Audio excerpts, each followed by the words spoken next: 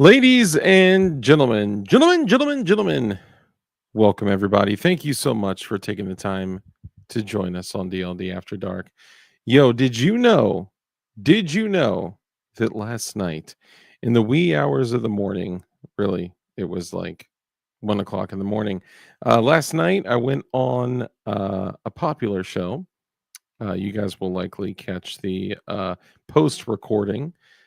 I went on a very popular show. It's called Red Dawn Readiness. And last night I started his show at 4,900 and like 97 subscribers on YouTube. And I ended the show at like 5,008 subscribers. So we officially on DLD After Dark, it only took years and years of working against this algorithmic playhouse that despises us.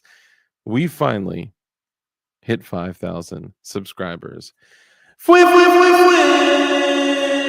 know, it's crazy. Now, in the real world, you know what 5,000 subscribers means, right? Absolutely nothing. Absolutely nothing. It means nothing at all. I think it's cool, right? And I think look, all jokes aside, let's be real. Aside from this like being a prideful, egotistical, like BS thing. The reality is that there are people out there that are just average Joes that are like, should I buy a Glock? And then they go, searching stuff on the internet that may find a place like this, that may actually get an awareness about preparation, that may, end up in a chat with a bunch of individuals like y'all. And you may actually bring an awareness to the overstepping and overreaching of their government. You may, I mean, dude, you could totally flip somebody into just having an actual awareness of what's going on in the world just because they're interested in gun stuff. And I love that, man. It's something that's cool. What did I just drop on the floor? Hold up. Was that a bullet? It sounded like a bullet. Hold up. Oh, no. It was my M9A3 thread protector. My bad, my bad. Yes, so I love the fact that we're taking really effectively, basically normies and bringing them in to think like us, or we just happen to, get brought in front of people that think like us, and our, little community gets just even more dope with really cool people. So it's cool. And I know. Look, we do talk about a lot of like whatever. Let's call it gun stuff, right? Like, how would you describe the channel? How would you describe my channel? The easiest thing would be to say, "Oh, it's a gun channel." Well, we talk about guns, we talk about firearms, we talk about equipment, we talk about ammo, we talk about self-defense, we talk about just basic freedom, independence, and liberty, and then we also talk about some political things, even though most of us despise all aspects of the political BS in this world. But we also talk about, preparedness. We talk about, just being independent, as independent as possible.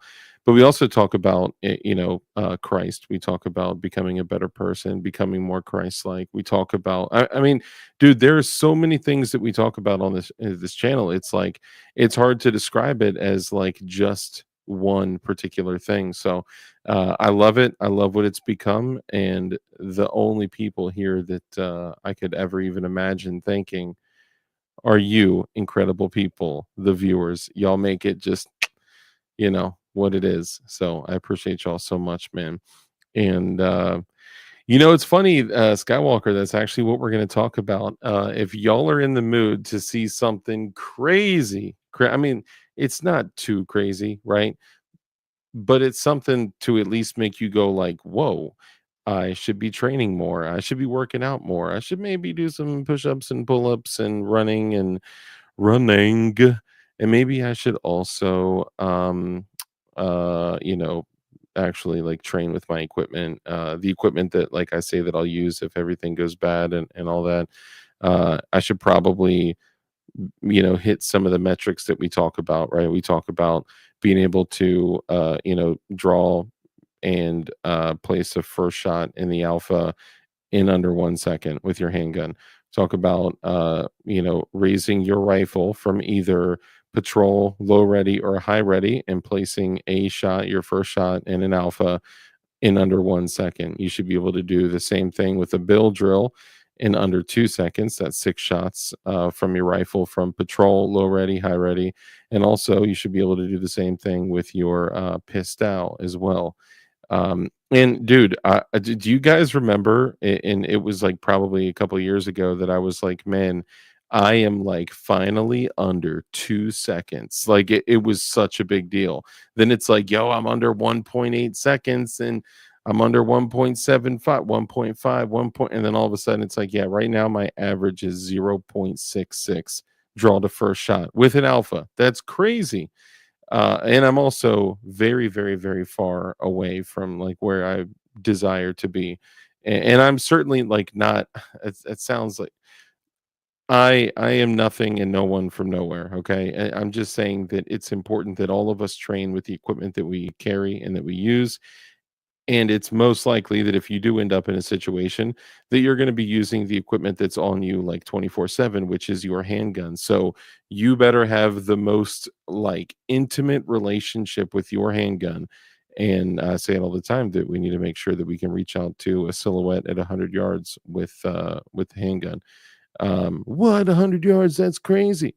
Like when Eli Dickin came out and totally Eli Dickined that dude at 40 yards in the mall, and didn't strike anyone else. Everyone was like, what, 40 yards with the handgun? I think it's something that all of us should be able to do. And Well, again, I'm not the authority to speak. I've, never been in military, law enforcement, or anyone special. I'm literally just a smooth brain, dirty civilian, and I want to become as highly skilled as I possibly can. With how did my thing get knotted here? I want to become as highly skilled in violence because look, what do we say at the end of every single show, right? We say rule number three, because the only way for us to, man, it's weird when I'm not doing all the rules. It's like I don't remember them. Um, the only way for us to defeat violence, the only way for us to defeat evil is men highly skilled in violence. What do I say? Hold on. And rule number three, because we know the only way for us to defeat evil is with good men skilled in violence. So make sure that you're becoming as highly skilled in violence as you possibly can be. Bro, it was like, hold on. I literally couldn't even think of it. Because when I don't do them all together, it's weird. Anyway, we're just getting started. We got 50 people in here, man. I love that. I love y'all, and I appreciate the ride, man. 5,000 subscribers. That's crazy. Now, there's somebody that's going to hop in here and be like, "Oh, I'm quadruple dark and all that." Okay. All right. All right. Now, that's what quadruple means. But also, some people actually, make an impact. Some people do things. Some people even earn income using YouTube. But that's a whole other thing. No, I'm just giving Rich a hard time. I love you, Rich. Anyway, let's go ahead and get into it. First off, in the chat today, man, dude, Toy Town, Toy freaking Town, my guy. Great to see you. Toy Town was first in chat, so he gets a crisp high five. Appreciate you, brother. Thank you so much. Long time supporter. Appreciate you, my guy. Let's go through and let's do what we do in the beginning. What we do is we take the first 10 minutes or so after this moment to greet all the channel members. If you are watching DLD After Dark for the first time, first off, I don't believe you, okay? Because we know that YouTube, it does not recommend this content to new people. But if you are going to maintain that position and you are watching for the first time, then welcome. But I encourage you to stick around. Hang out with the cats over here in the chat. You're going to love them. They'll welcome you with open arms and a little suspicion. I'm just saying. And then also, if you're watching on mobile, all those cool dudes will be below me. And then also, if you're watching this the next day or the next day or the next day, if you're watching this on replay, do me a favor. Shout out to all you guys. I love y'all. And I love seeing the comments like Razor JB with his replay mafia. We got Spin 360 with the recapitulation syndication or recapitulation nation.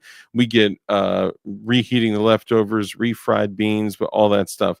Throw in your dopest comment. I love seeing it, and I appreciate y'all so much. But this channel is supported like by 90% by channel members. So we're going to go through and greet all of our channel members in the beginning, and then we'll jump into honestly a pretty terrifying video. Not terrifying as in like it's terrifying as in like, whoa, I should train, be in good shape, and be ready to wet mofos up if you got to. Be the most kind, loving, caring, compassionate person in the world, and be willing to open someone's throat in 2 seconds or less if you need to. Anyway, moving along. Let's greet all of our channel members. We got Eric Stockbridge in the building. Channel member, great to see you, my guy. Appreciate you. We got Blue Curtain Burner. Oh, and shout out to all the folks that went to DLD Hardware and purchased some of the DLD beanies, all because Prepared Citizen did a whole show on Red Dawn's show. And I was like, yo, hold up. Are you wearing a DLD beanie? And he was like, oh, yeah, I got it from DLD Hardware. And it was like, boom, boom, boom. A few people ordered them. So appreciate you guys. Thank you. And there is a bunch of merch available at DLD Hardware. Don't feel like you have to go run and get anything crazy. But I am coming out with a couple of shirts that are going to make you want to cop something. I'm just saying. If you're one of the homies and you're like, okay, you know, you're about the life that we typically discuss here, you're going to love the shirts that I'm coming out with this month. So just keep an eye on DLD hardware. It is constantly under construction, so there's a bunch of things that I need to fix and improve and put pictures on and blah blah blah blah blah. Okay, it's coming. There's one other thing I need to bring up too. I'll wait a moment, but anyway, let's go ahead and roll through it. Gutter Cheese, brother, great to see you. Also a channel member, appreciate you, brother. Have you printed a gun today? And no, I'm not going to say pew. I'm not going to say little pew, pew pew. I'm going to say, have you printed a gun today? Because guns are rad. We got Flying Rich Firearms in the building, also a moderator. And we got Flying Rich, who's also a channel member and a moderator. Appreciate you, brother. We got Tim Hopper. Great to see you, my guy. He says he's got 4 3/4 inches of snow here. Why are you counting like a 7-year-old, Tim Harper? 4 3/4. No, we're sitting on about 8 inches here. It's pretty crazy. And if you guys are curious about what 8 inches looks like, just let me know. I'd be happy to shoot you a picture, a private picture of what 8 inches looks like of snow. Tim Harper, Eric Stockbridge, Live Life, brother. Great to see you. Also a channel member. Appreciate you, brother. We got Zanti Misfit as well, brother. Great to see you. Also a channel member. We got Lightning McQueen, brother. Great to see you. Also a channel member. Johnny Ba, brother. Great to see you. Also a channel member. Let's see who else we got in here. Zanti Misfit, Lightning McQueen, Marc Legon. A website and click it. Marc Legon. Great to see you. Also a channel member. Appreciate you, brother. Let's see, Zanti Misfit, Johnny Baz, Zanti Misfit, Callie Preppa. Great to see you. I'm just going to call you Callie Prepper because saying Callie Pepper just seems weird, and it makes me feel like you have like a channel that's about like hot sauce and stuff, which just doesn't fit. All right, welcome, Callie Prepper. Zanti Misfit, Callie Preppa, Lightning McQueen. Let's see who else we got up in here. Let's see, Lightning McQueen, Zanti Misfit. Obviously, I'm welcoming all the channel members. I see all you other guys in here too. I'll come back through and do some honorable mentions for the homies. But channel members are they're the ones. They're the ones. You know what I'm saying? James Gordon, brother, 5K, man. Appreciate you, dude. Thank you so much. Live Life, Lightning McQueen, Zanti Misfit, Drewski, what a dooski, brother. Great to see you, man. Drew, do you not like me calling you Drewski or something? I just noticed like when I come in like chats and I say Drewski, what a dooski. I usually don't get a response, and I'm like, I wonder, does he just not see it because it says Drewski, or does he not like it? I'll call you whatever you want. I just won't call you late for dinner. Marc Ligon, great to see you. And by the way, Drew, brother, thank you so much for that cash app last night, man. You guys are a huge blessing. I appreciate y'all. Love y'all. Mark Ligon, Lightning McQueen, DB Cooper, brother, great to see you. Also a channel member. And there he is, the creator of the Recapitulation Syndication himself, Spin 360. Brother, great to see you. Appreciate you. Let's see, Drewski, Mike McCloonski, Mike McCloon, the Goon, brother. Great to see you. Also a channel member and a moderator. Appreciate you, brother. Zanti Misfit, Senor Boob, great to see you. Your item just shipped.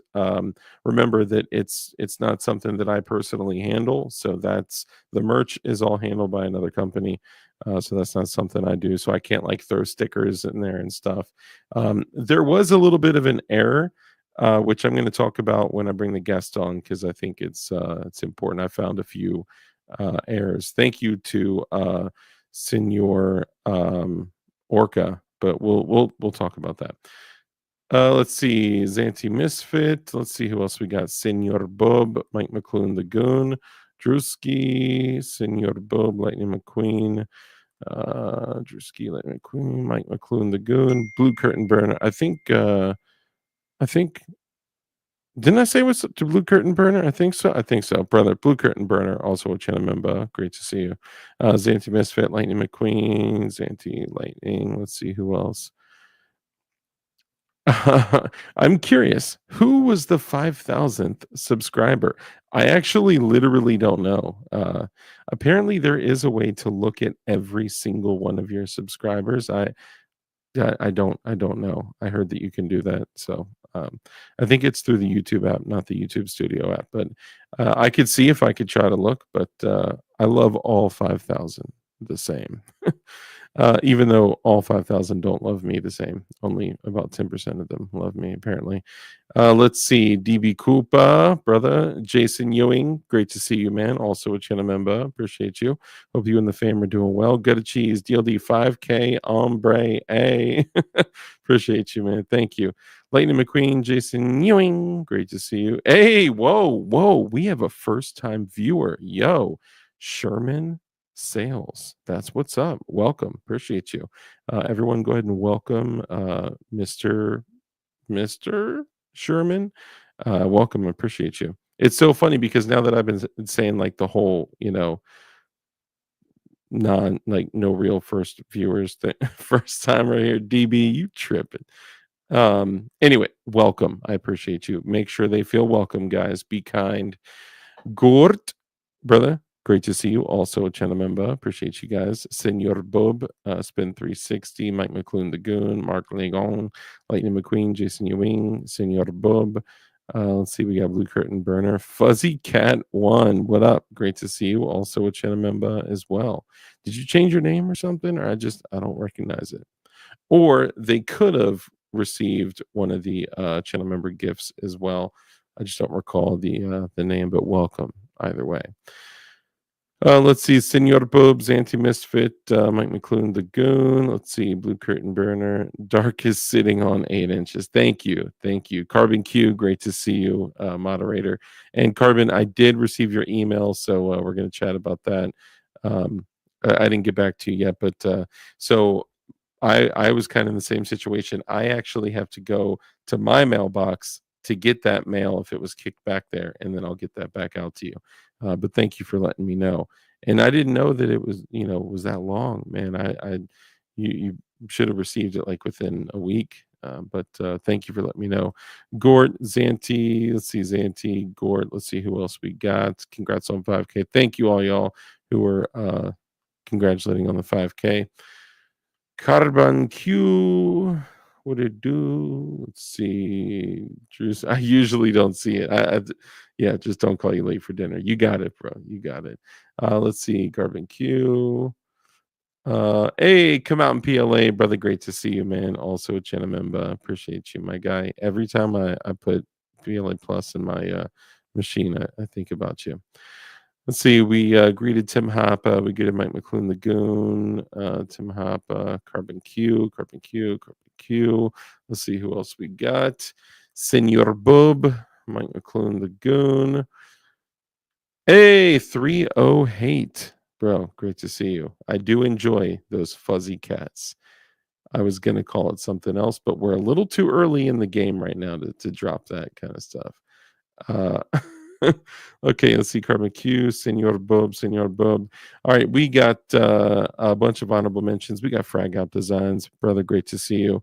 If you guys have not checked out, you should go to your favorite search engine of your choice, and you should just look up Frag Out Design Studios, or you could also look up Frag Out Firearms. And what you'll see when you see that is literal artwork. However, the canvas goes bang, boom, pow. Not like boom, boom, pow. Like, check it out, okay? The most affordable stuff that goes boom with literal art on it, scroll work, all sorts of crazy stuff. And it's like somehow he keeps it to like regular prices. I don't know how he does it.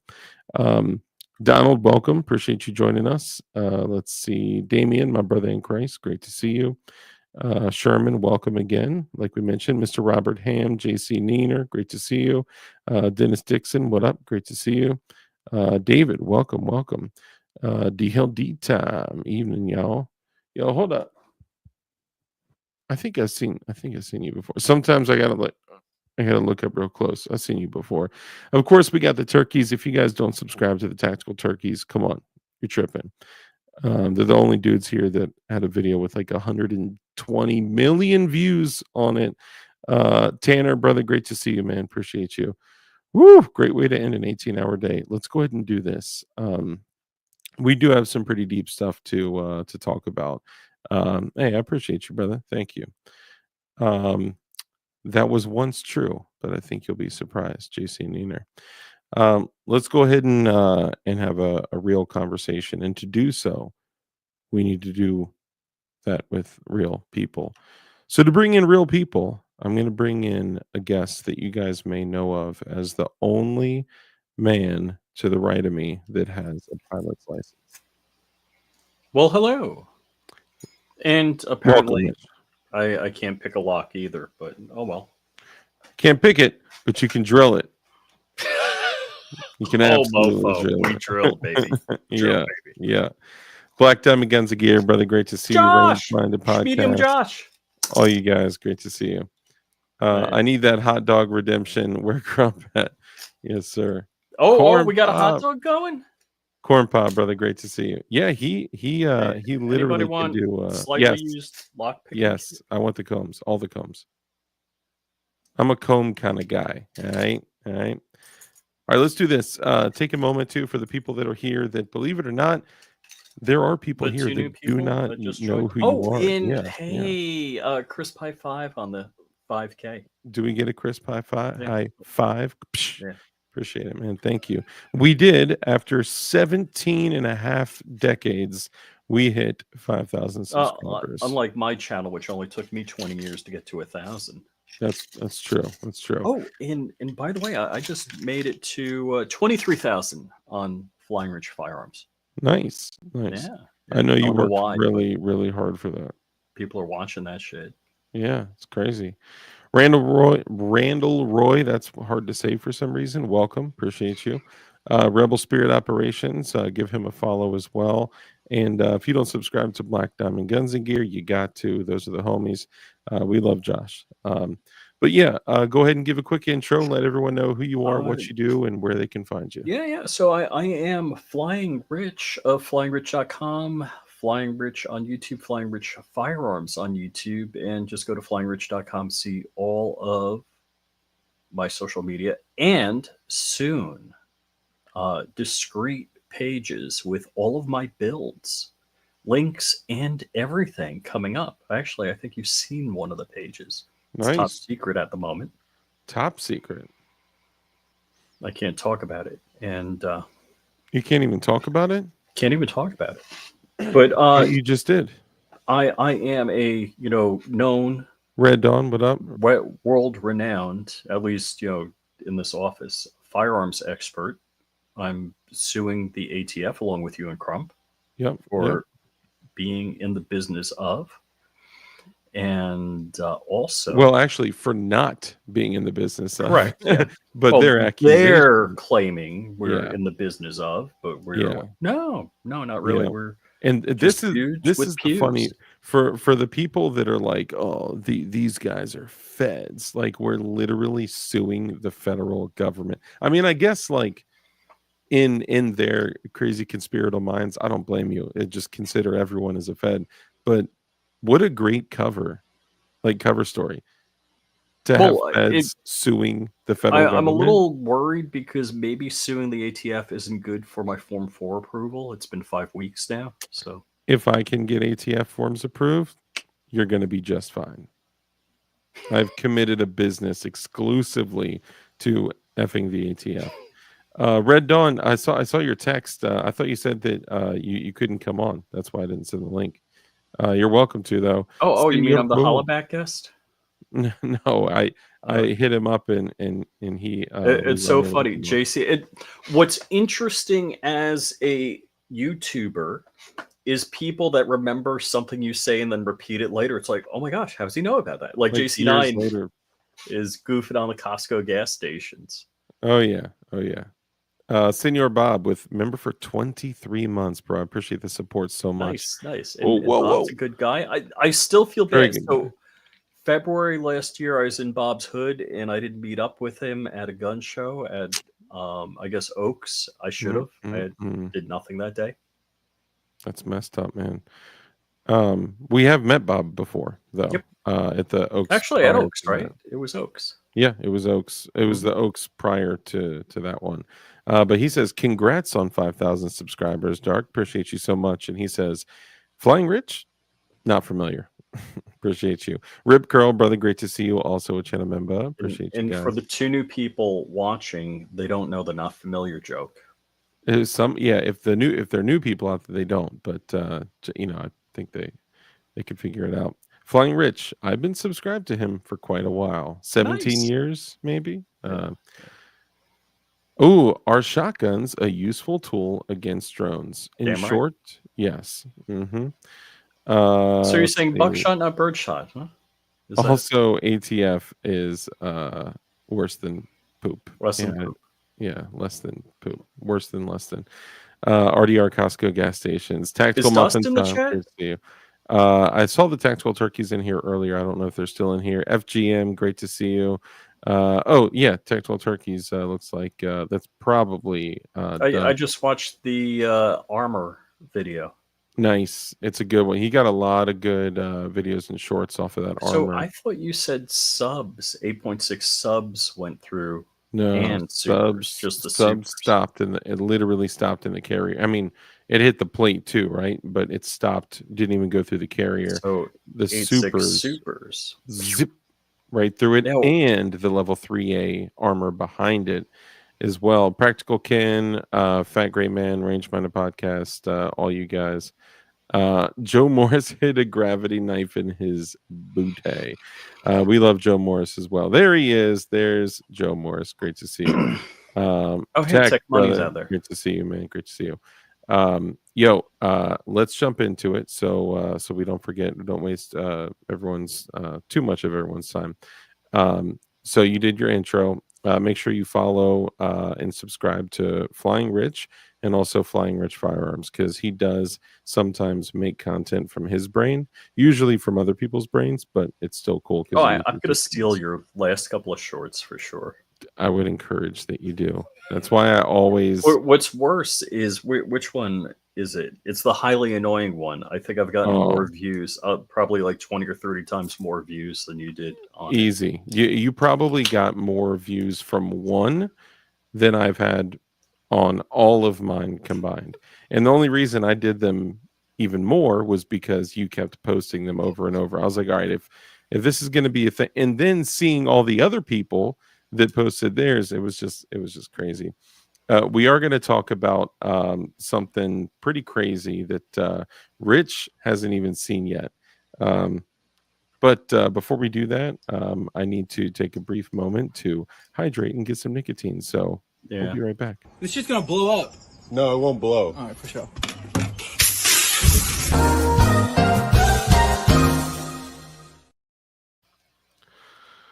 I love that. It just. I find that entire video, I want to see like the after. Yeah, I think. I mean, was that a New York City subway? What's going on there? I don't believe so. No, I think it was in a backyard. Is that how the California wildfires got started? Oof. No, that was the government. Come out in PLA, member for 37 months. Space lasers. You know what I Dark don't find lasers. highly annoying? Dark smashing through 5K. Hey, appreciate you, bro. Thank you so much. All right, and we're gonna shoot this out to the homie. Give me 1 second. Let's see. We got Damien Christ out there. FGM, who comments on every single video I make. Thank you. Dude, he is one of the top FGM's 5 commenters on all of my videos. Have you noticed that YouTube is displaying that information now? It's like it is. I don't know where that is. I just every time I drop a video, he's commenting. It's somewhere in the thing. I almost did a Rich. I almost showed. I'm like, hey, this Do not view I have was debuted in a short just recently. Must have been today, I guess. I don't know why it's difficult for you to just understand that you cannot show those things on a live stream. You can't show the views. That's why my 50 is a virtual background now. It's a green screen, so you don't accidentally grab it or I don't something. accidentally grab it. Pat Riot, does everyone remember the satellite imagery of the Canadian wildfires where they all started at exactly the same time? Oh, dude, I saw a satellite video. I mean, if it was real, AI, Mm-hmm. every California wildfires started at the same time from a satellite. From different positions in the most expensive real estate in the United States. It's nothing to see here, Just folks. after their homeowners insurance was canceled. Well, after specifically their fire insurance, it's super suspect, Oh, dude. These are all land grabs. Like I don't care what anyone says. These are all land grabs, or they appear to be land grabs. But if homes burning down to the ground and completely destroying the Palisades doesn't terrify you enough, we're going to watch something that will bring a different level of focus to how you treat your training, how you treat your physical fitness. And I think this is kind of crazy. Like, Rich, if I were to say, describe to me the opponents that for 20 years during the global war on terror and so on and so on, describe to me the opponents, the typical well, opposition. it's funny. We actually had this conversation this afternoon, Hmm. and I got a buddy that was in the GWAT, and I'm like, oh really? Blow. He was like, those guys couldn't shoot, couldn't aim. They just sprayed and prayed. They had no idea what they were doing. Yeah. I was like, really? He's like, And yeah, there's you just duck when you hear gunfire. They might get a lucky one. Fuzzy Cat says, what type slash brand of filament would one be best advised to print spicy gats with? Asking for a friend. So that is a super super complex question. Yeah. So going back like 5 years ago, everybody was printing PET G, and then it was don't print PET G, you got to print PLA plus, and then it's like as we got better printers, better nozzles, then it's like oh Everyone print switched carbon to fiber nylon, nylon. and then Yeah. it's like no carbon fiber nylon absorbs water over time, it gets less. It's like and now people are going back to PET G again. So I don't know if there's newer formulations of PET G. I haven't seen anyone going back to PET G. I say PLA plus. Now, when PLA you plus. say spicy gats, So if you're just um talking about frames and stuff, absolutely PLA plus is totally fine. It's more than just the filament, although the filament does play a big part in it. I've learned a lot over the last couple of years with printing. Um, come out in PLA says PET G is gay. yeah. Well, now there's the PET CF. Yeah, so PET CF I would be interested in. Yeah. So PET is the same thing that the water bottles are made out of, Hmm. except maybe the filament they don't put the female hormones in. But so carbon fiber No, no, nylon, soy. I've had a lot of great experience with. That's just like love the filament. Hoffman, But there is a lot of people have showcased a lot of like the rehydration. I forgot what it's called, but like it's hydroscopic. it It, is. it But absorbs water. there's something they call it something specific that post the print. So if you're printing out of carbon fiber nylon or glass filled nylon, you have to eliminate as much of the moisture as possible. And that doesn't mean just throw a bunch of silica gel beads in there because carbon fiber nylon or the glass filled nylon is more hydroscopic than Yeah, the silica so the gel drying bead, regime on the carbon fiber nylon typically you're going to be drying it for 24 hours, at least at and like 70 printing it C or more. from a heated enclosure also. Hmm. So yeah, I go you know tubing from the heated enclosure, tubing straight into the printer. So basically, it pretty much doesn't even hit Yeah. air. That's That doesn't. that's what I was doing. But apparently, with carbon fiber nylon, even after the print, it is. And someone else helped me out. Probably come on, PLA will say something. Let's see. Um, Oh, who is MGB in the chat? I just saw somebody. oh no, Carbon Oh, Q is Carbon just Q. dropping the links. Look, I would do this depending on what you want to print. Obviously, don't print anything illegal because breaking laws is no bueno. Okay. And I don't care what you do. Uh, but I would print at least PLA plus and Yeah. anything outside of that you want to do some testing with. And if you jump right to carbon fiber nylon, like a Carbon fiber nylon's expensive. The PLA mhm. Plus is a good do-all. Yeah, yeah, Like that would be my go-to. yeah. That still Um, currently is my I go-to. haven't printed. Actually, I did print. I printed an Arc 2 in ASA. I haven't assembled it yet. What? He said the Marine Gun Builder link has been oh, the link tree has been removed. Okay. Oh yeah, big deal. Yeah, We have alternatives to that. Actually, that's what they Night do. Strike is hosting. They removed I'm mine too. Yeah, My link tree's been you removed. evil bit. Really? And now that we're not supposed to be as evil as we were. Yeah, I get I don't know. I don't know. So Let's how do see. you rake? Are you raking a master lock? Yeah. Wait, the lock that you got there? So there's a lot that comes to, for the people that came to learn about Alqueda. Just stick around, okay? We'll get to it. So let's say I got I'm not raking. Oh, I'm Eagle Ron, combing. what's up, man? Eagle Run, brother. Great to see you. I saw your scope video. Did it drop today? I watched it today. Let's see. So Eagle I Run helped me out immensely. So if you guys don't subscribe to Eagle Run 23, he's dropping you videos. I got don't know to. how many days a week.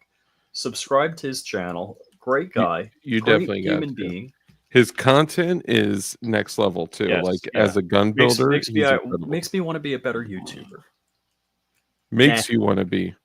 But okay, Oh, where's Tuesday the Tels. Oh, because I did see it was coming soon, but I actually been pretty busy the last couple of days. So drilling locks and stuff? Okay, so I this is totally the I floppy would have made the one. locksmithing lawyer cry with what I did to a lock. Dude, Got it open. sometimes you gotta do what you gotta do. You know what I'm Grrrl. saying? Let's see. All right, so there are different thicknesses. Oh, I thought the combs were arranged in like number of teeth and how deep. Is that what you mean by They thickness? are, but no. So there's more than that. So it's not just about the length, distance, Length and and girth. Yeah, yeah, it's not there's just more about to the it. girth. There you can have combs that are literally the same exact size that just And it's the motion of the ocean, is what you're saying. no, I'm saying that there are combs. So, for an example, this comb right here, this is for lock picking, everyone, and don't just roll around with these because these can be considered burglary tools. These two combs are exactly the same. Okay, the difference is that one is very thin for very narrow locks, and one is thick. Okay, so let me put this in here. Okay, here's a lock. Okay, it's a Brinks Okay, lock. I This got is one of those, dude. yep. I got. So tell me when to start.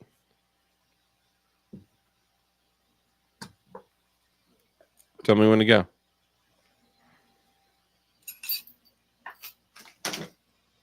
No, okay, go. Oh, please. No, I'm saying tell me when to go. Oh, go. All right. Oh, oh, look at that. Shoot. All right. Boom. Oh, let me get it in there. Boom. Let me feel around a little bit. Oh, it got caught up on that. Ooh, I think it's like bending a little bit. Uh-oh, that's not good. All right, so let's feel up in there. Ooh, I think I may have bent this one. Boom.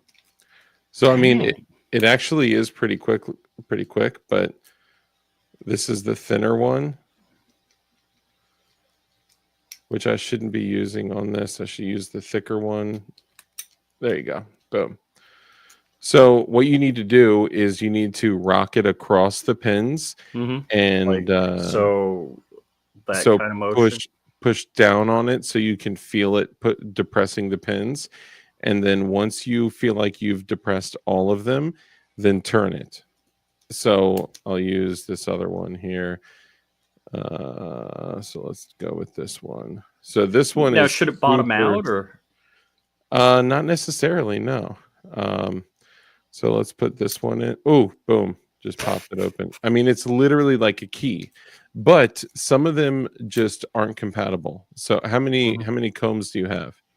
Uh, I got I got a dozen. Okay, so I got 4. So it is very limited with how many that I can like how many types of locks that I can open, but these are basically like keys, straight up. Um what a lot of people do is they look at particular ones and let's say, okay, so this comb is like, I know if there's anything out there with a Brinks lock on it, boop, that thing is open and up, no question.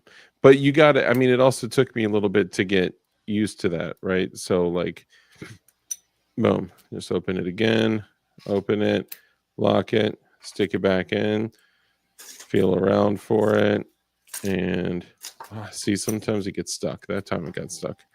Um, there we go, and oh, I feel it. It wants to. It's so close. Boom.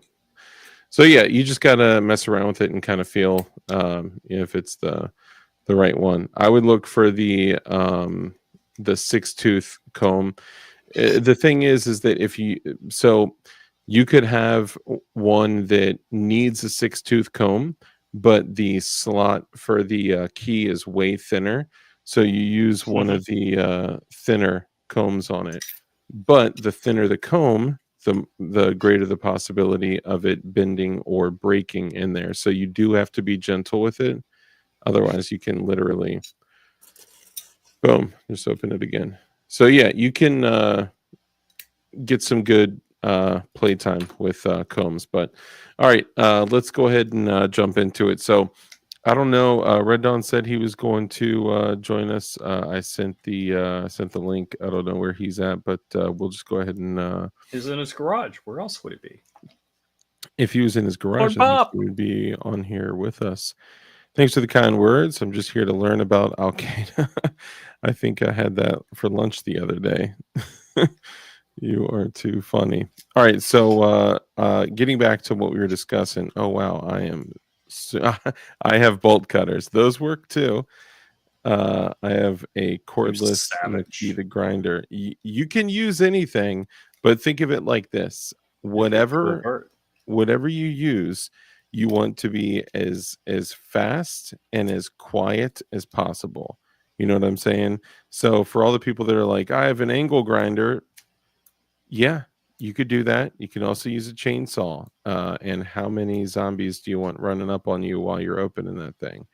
Red Dawn, Fred welcome. Dawn, and not at a What's Costco going gas on? station. Frederick Donegan the third. How you doing, fellas? Good to see you guys. Good to see you Fred, as is this well. your Good to first see you as week well. at work? You're finishing up? Yes, sir. And I've let's see, been wait. in orientation for like 8 hours a day all week, Oh, no way. and You don't look the least bit Asian now. it's like a mentally ill person wrote this orientation. You can't, like, you know how on YouTube you can 2x speed something? Yes. No, you have to watch Yeah. these videos at Can't do 1x that. no. speed, and it's like Well, some wait. slow. So you're not like human orientation. You're like doing like how to commit sexual harassment, Yeah, How not from how a not computer. to. how to make brown people feel welcome at work. Yes. What manufacturer? So the combs, I would recommend going to covertinstruments.com. That is the lockpicking lawyer's website. And you guys may also find something there that's very interesting, which is a tool that looks eerily similar to the AR takedown tool, but it just happens to be steel, and it's like $15 or something like that, as opposed to like 55. So there you go. But remember, the brass does keep your gun from getting marred up. Anyway, so you know, I've talked to people in the past, you know, dudes that were in the GWAT, dudes that were in the military over the 20-year war that we were in there. And although a lot of them do have respect for the opposition, a lot of dudes have just said, like, you know, kind of casually, like, hey, these are guys that are, you know, in dresses with flip-flops made out of old tires with, you know, 100-year-old AKs, right? Like that, I mean, just kind of downplaying it, like who they are and who the enemy is. And I think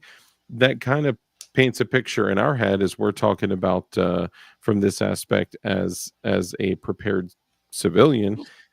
A lot of us do a considerable amount of training, and if you were to take that and say, hey, you may be going up against a highly trained some highly trained opposition that is running the same exact equipment as you, that kind of changes things, right?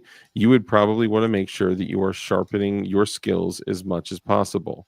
Well, when you think about the dude in you know, a toga and flip-flops made out of an old tire with a 100-year-old AK, that doesn't really seem like a big deal. But I came across this video, and yes, smoking opium and shooting dope, and yeah, a lot of those dudes.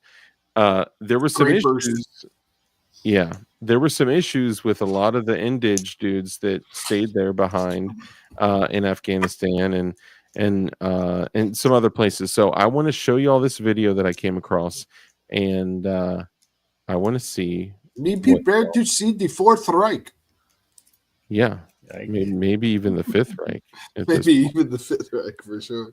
So Thomas, 100% agree. Do not underestimate anybody at all, ever. Doesn't matter, because Right guess on. what? Some dumbass at the high point is just as dangerous as, you know, a team guy with a 240 Bravo. You know, so let me pull this up here and we'll get it popping. And I think They might even have better equipment than most of us do now. After the loot drop, they made it. 100%. Yeah, dude, the almighty loot drop, dude. That, oof, crazy. All right, let me Yeah. pull this up here. Maybe their And warehouses all just caught on fire in California, though. That'd be great. Yeah. Or maybe we could make goat glory holes and like trap them all into one spot. That's probably a good move. Yeah, we'll just put some hot glue, some white fur around it. Maybe we'll do that to the ATF glory holes, and then that way we could trap both of them. All right, if you guys could mute while we play this, That's hilarious. then I unfortunately can't mute while we play this because it'll mute the video. But yeah, so all right, let's rock it out. I do want to say before I play this that there is some music in it. We're probably going to get hit for the copyright, and they are talking in it, and they're basically saying things that is essentially you know, akin to their like manifesto. I just want to say I do not support or agree with or even really care about what these dirtbags are saying. I just think that it's important that everyone sees what potentially could be the threat that is literally walking on our turf. So let's get it popping. Very true, Stifler.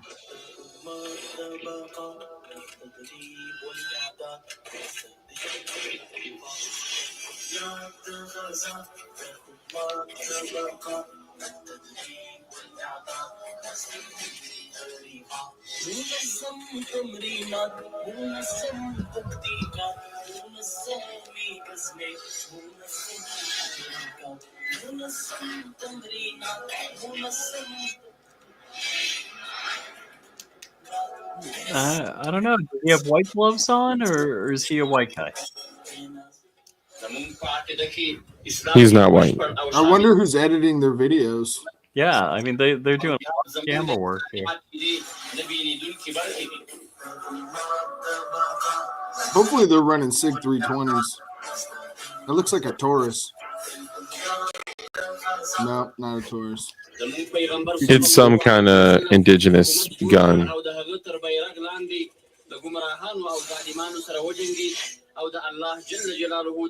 Watch how this fool loads the shotgun. Watch. Now, see, these look like DMEs to me.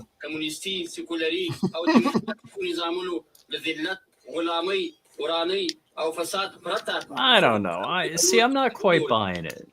What are you not buying? All right, they got cargo containers. This looks too. I've never seen any facility in the Middle East set up this way. This neat. Have you been to all the How much of the Middle East have you explored?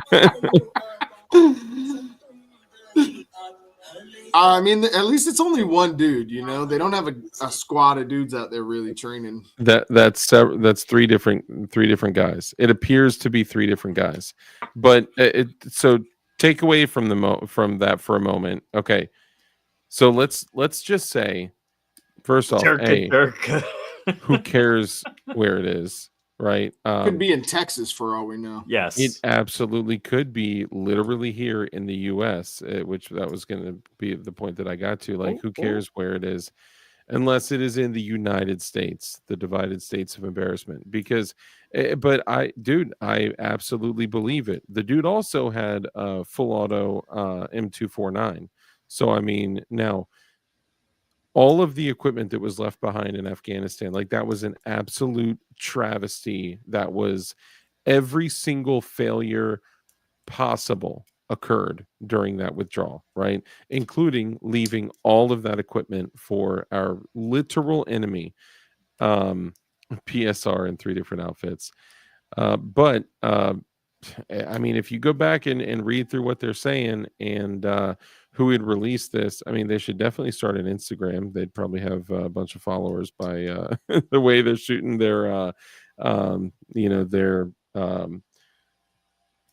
editing camera, whatever, camera angles and whatnot. But the dude is running an M4. Let's just call it an M4 with an aim point and a gun belt with a freaking safari land. And I mean, he looks like us. And that changes things. And I think if I were to guess, I would say a lot of these Indige dudes that were literally helping the United States were probably about to face death. And then they were like, hey, I've been operating with these guys for 8 years. I can show you everything. I can show you everything that they did. That's what I would suspect. Yeah, exactly. And then they take, the guys with all this equipment. They show them how to use. I could not see in the one part of the video where it got dark if the dude had nods on his helmet, but he absolutely had a helmet with a Wilcox G24, which is used for attaching night vision to your helmet. Let me do this. Let me run this one more time and try. I'm sure they do have nods. I'm sure they do.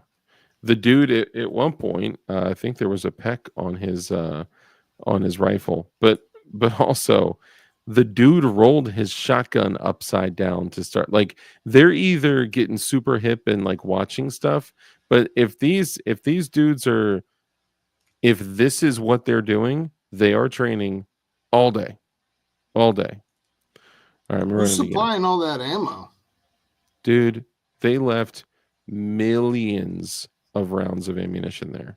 Oh my god. Millions. Bro, why are we need to run an op, bro. Yo, Flying Rich. You got a plane big enough for about 16 of us? I do not. Honestly, they should have done that like right away. They should have gone back and destroyed all of the equipment with a usually they burn Predator drone. Usually they burn it. They cycle through it, meaning that like after a certain amount of time, or if rounds are bad, they will cycle through it by literally burning piles and piles and piles. But because it was like pull out now, they just deserted everything. And what kind of message does that give to them too? Like, bro, there was a backdoor deal. There was none of it was like We'll just leave it. No, We're literally paying the Taliban. We are paying the Taliban weekly, Mhm. bro. The guys Weekly. that took down the Twin Towers. I don't know Well, that. I think that was the United States government, but yeah, I mean, See, I think we're paying them still because we blamed them for taking down the towers. oh, ho, ho. All right, let's do this again. There's like 10 other people that just, excuse me, that came in here, so we'll run it again. This is Al-Qaeda, whatever. It's them. Alqueda. Hapkido. Banana. Should I read what they're saying at the bottom? It's cut off on our screen. I didn't see any words. There are words. Coop.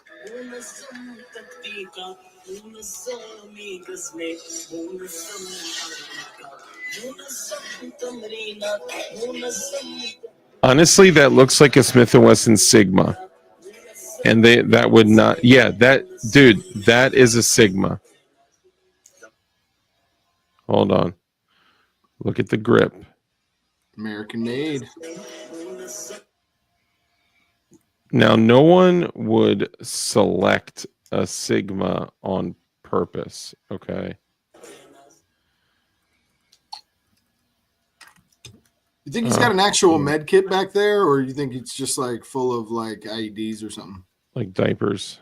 I don't know. It's goat semen for when it gets thirsty. Okay, let's see.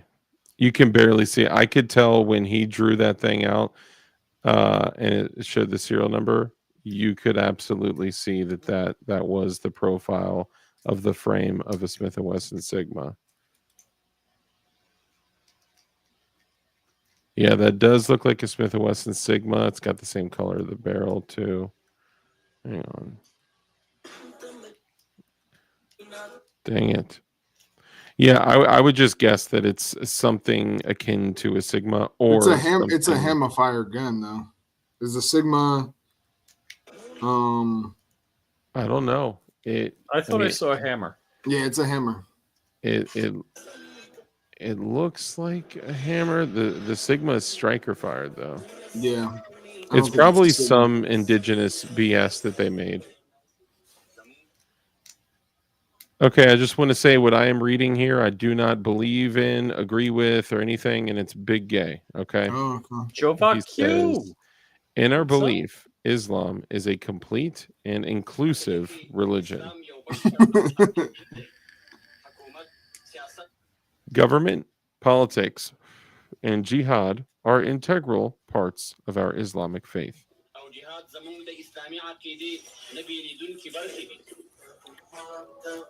Big gay. Oh, hold on. That was a zoomy. I can't tell. It does look very Sigma-ish, though.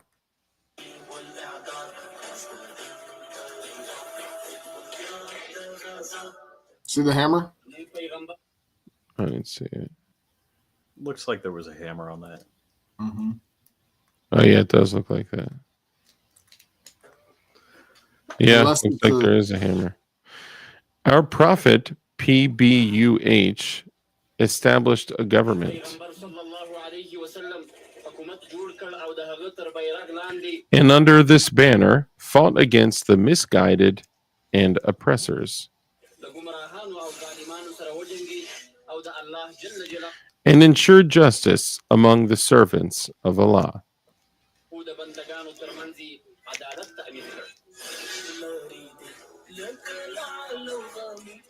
We also have to understand that this is basically a recruiting video, so of course they want them to look super badass.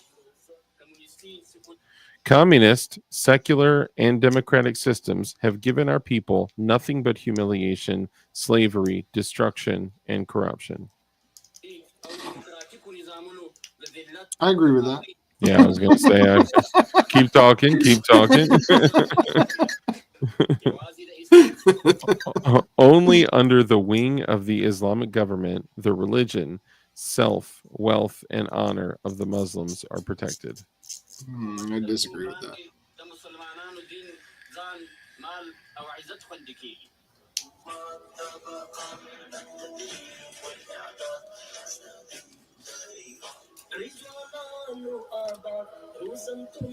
Oh, He's got the nods.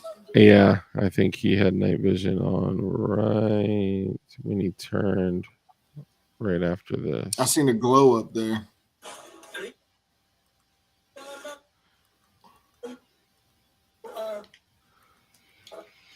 Oh, oh, yo.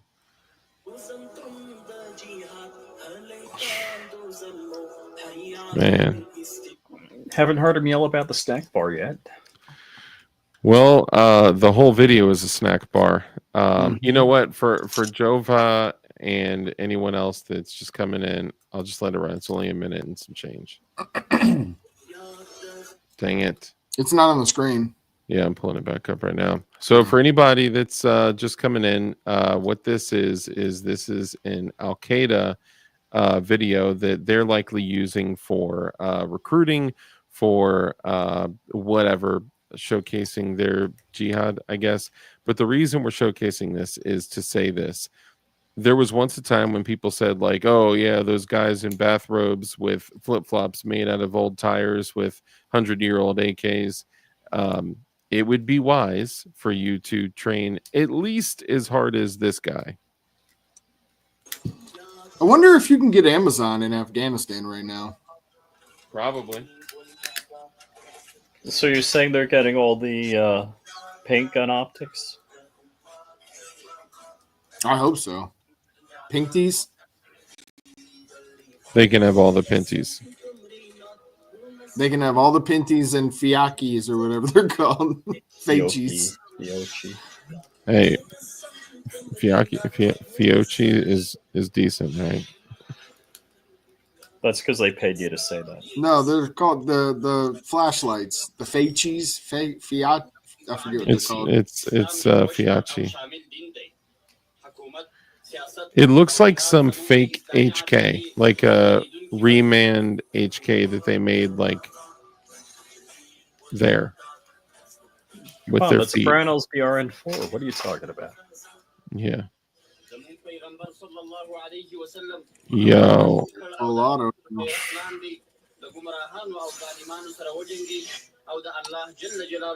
My man can barely control the shotgun though. Yeah, that shotgun's kicking it back. Bro, that dude is probably 160 pounds. He's going for the Sarah Connor reload, you know? Yeah.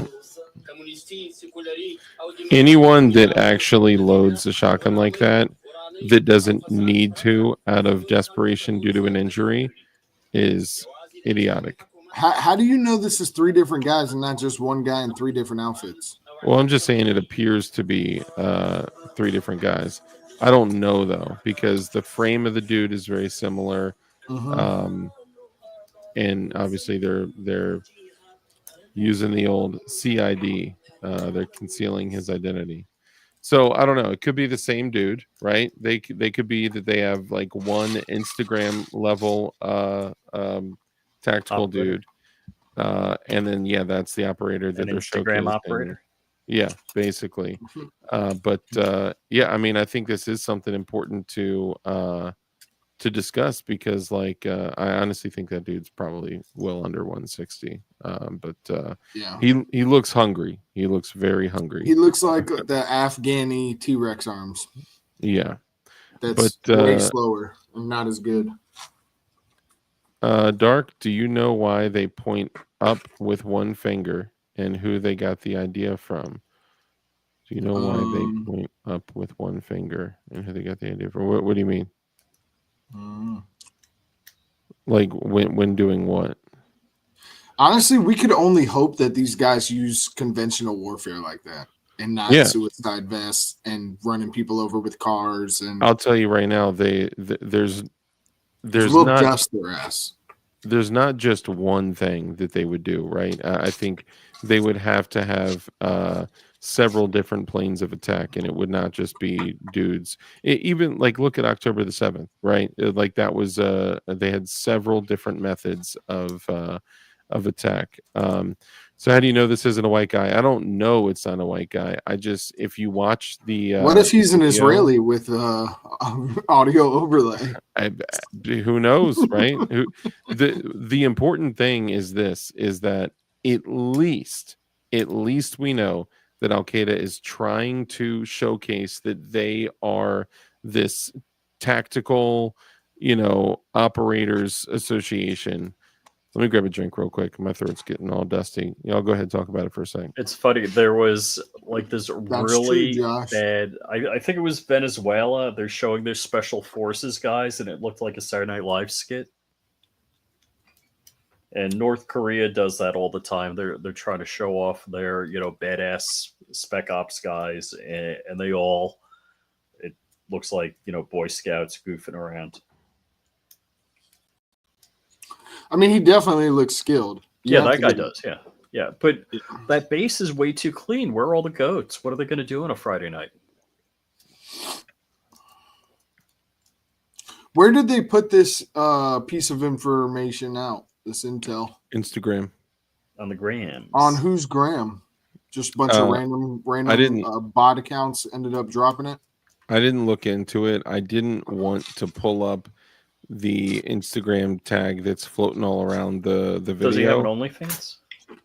I felt like if I keep looking up the type of stuff that I was looking into to see the videos, it's not going to look any better than the amount of information that the federal gay boys are already cataloging on me. So I think that no matter if this is a dude who was hired, if it's let's just say the worst case is that it's true and that these are now the standards of Al-Qaeda. What are your thoughts on that? That could be pretty scary. Mm-hmm. It definitely changes the dynamic of. Yes. I mean, dude, seeing this, I literally was like, man, I want to go hit the range and go get to training and doing push-ups on my gun like Hoffman. I've been saying that all the time, bro. Like, mm-hmm. I'm trying to at least do a little something every single day right now. Feel good, whether it's running a half mile. Like if you can't run a mile in under 7 minutes, you should start with a half mile and try to get your half mile to at least 4 minutes. Oh, hold up. I get winded going to the mailbox. What are you talking about? Hold up, Thomas Beer. Okay, so check this out.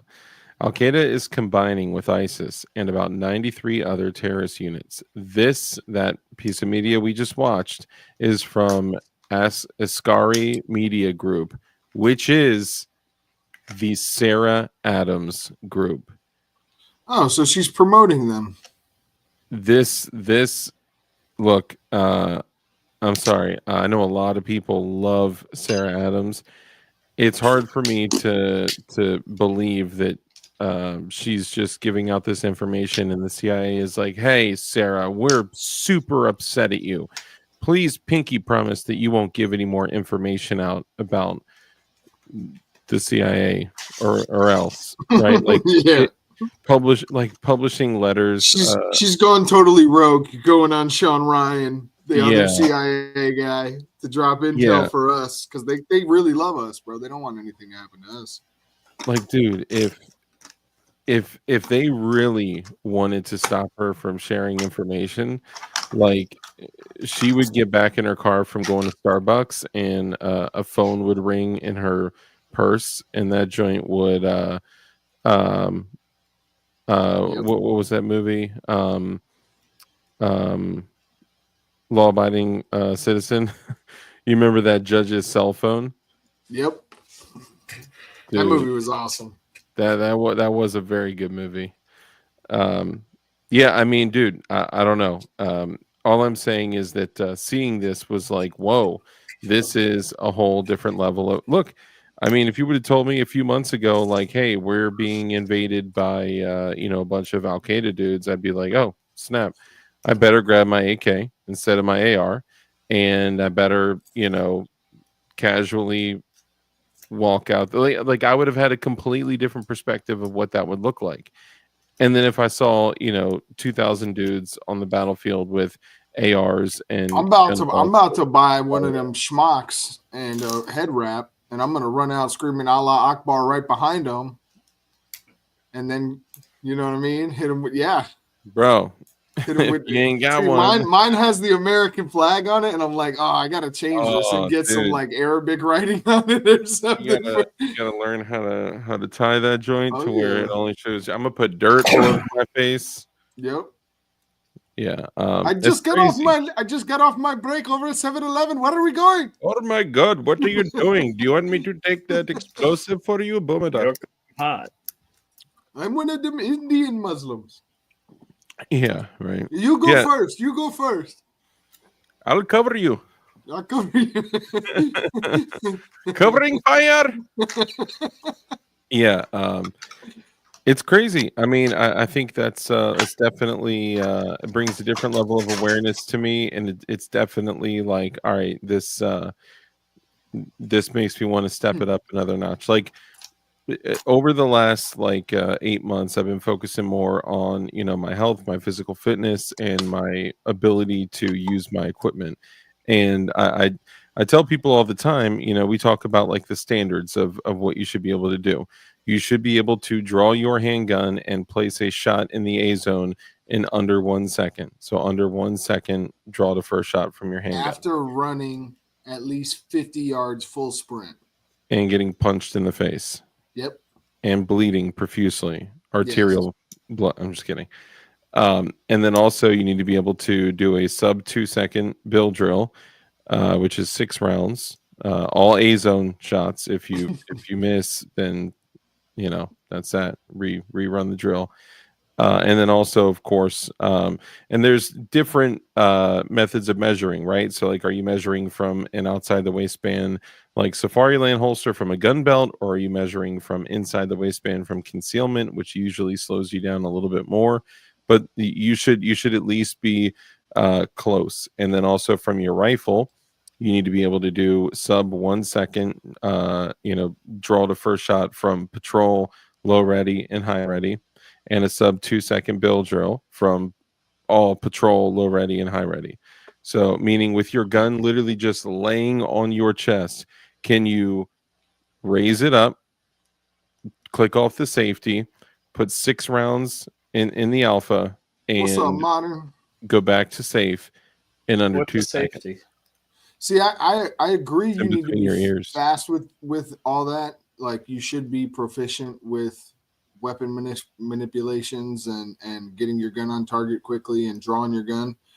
But dude, working with your team and knowing formations, and that is even more important, because you know why I say those things, and I know that's most people might be by their damn self. That's why, for sure. But most people are likely on their own. But you know what happens when you start setting metrics for yourself of what you must hit, like, to survive, or at least increase the odds of my survival. I need to do these things. Well, what starts happening is you start noticing your weak points. You start noticing that you may not be able to do things because of your weight, or because of your equipment, or because of whatever. And then you start focusing on your self improvement, so you can start hitting those metrics. And then you start meeting other people that do those same things, and they're like, yo, what are you doing? And you're like, oh, I'm working on a sub 1 second draw to first shot, and a sub 2 second bill drill, and a sub 2. And then all of a sudden they're like, oh, cool, I want to do that. And so then you start, basically, if you have those, few very simple metrics, you start focusing on yourself more. You start working on, your own physical fitness. You're not just the shooting aspect of it, sure. but you start reevaluating and changing your kit. You start meeting people that are interested in the same kind of things, and all of a sudden through that you could potentially start building out a group. Get a 6-man fire team, get your comms good, obviously focus on water, food, shelter, security, all those kind of things. What he said. Yeah, I mean, dude, it's It's a lot. Yep, that's right, Jova, Jova. master the basics. Yep. Yep, you got to Master- master the basics. Yep, masturbate the basics. Absolutely. Jova, I would love to hear the outlook of somebody that had a very close look at the global war on terror. And Jova, if you'd like to come on, you are more than welcome to. That would be sweet. I think that would give us a really good. How many times has he been on the show? Have you only had him on once? No, I've had him on a few times. Yeah. I would say a couple times. He usually won't come on if you're on. Is that it? He really only wants to do it with like me. He's not cool with the reverse Oreo. Maybe Red Dawn, reverse Oreo. Boomada boomada. Where is he?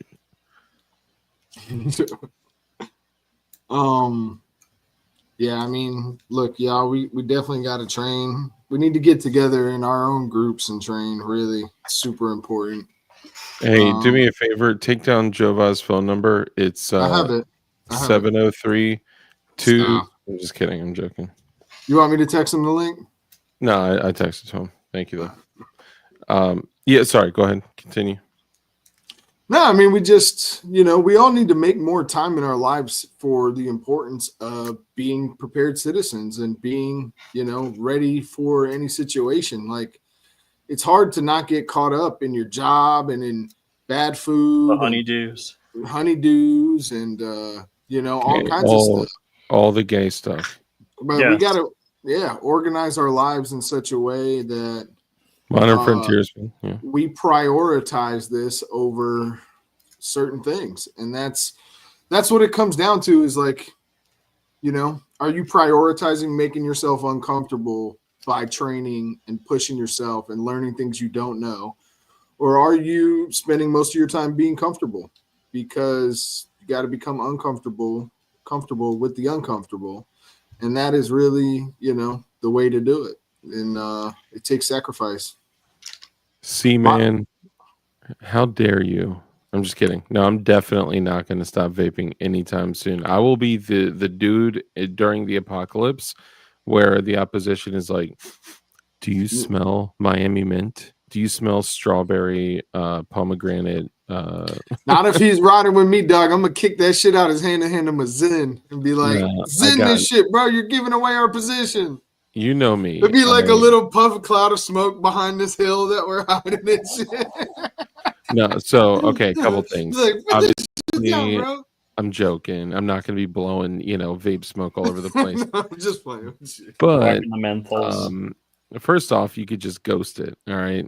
Bro, Secondly, when I'm working out hard, I really don't want none of that shit. It depends. If it's cold, I like a little nicotine after my workout. But if it's hot as shit out and and I pop a Zen in, oh no. Newports. I do, dude. I stack cigarettes, matches, all booze, all that stuff, and I don't smoke cigarettes. I don't drink booze. I did finally on New Year's have a toast, with the boys. But dude, I stack up nicotine pouches and dip just the same, And what was Red Dawn was rocking? What on New Year's? The 40s? What was it? Do you smell strawberry? What I had the Jägermeister airplane shots. Jägermeister and the Bud Light. Nope. No Bud Lights around here. It was I don't think you'll ever see beer in my house ever. Oh yeah, you're not a beer drinker? Beer's wild. Nah. Oh, John Doe says, guys, you don't have to prep. I got good news. I just saved a bunch of money on my car by not having one. Dang. I mean, whatever you got to do, Red, you was drinking 40s. That was back in the day, man. How'd you get your picture to be so dark? You wait, that ain't you in that picture, man. Yeah, all the lights are off in that picture for sure.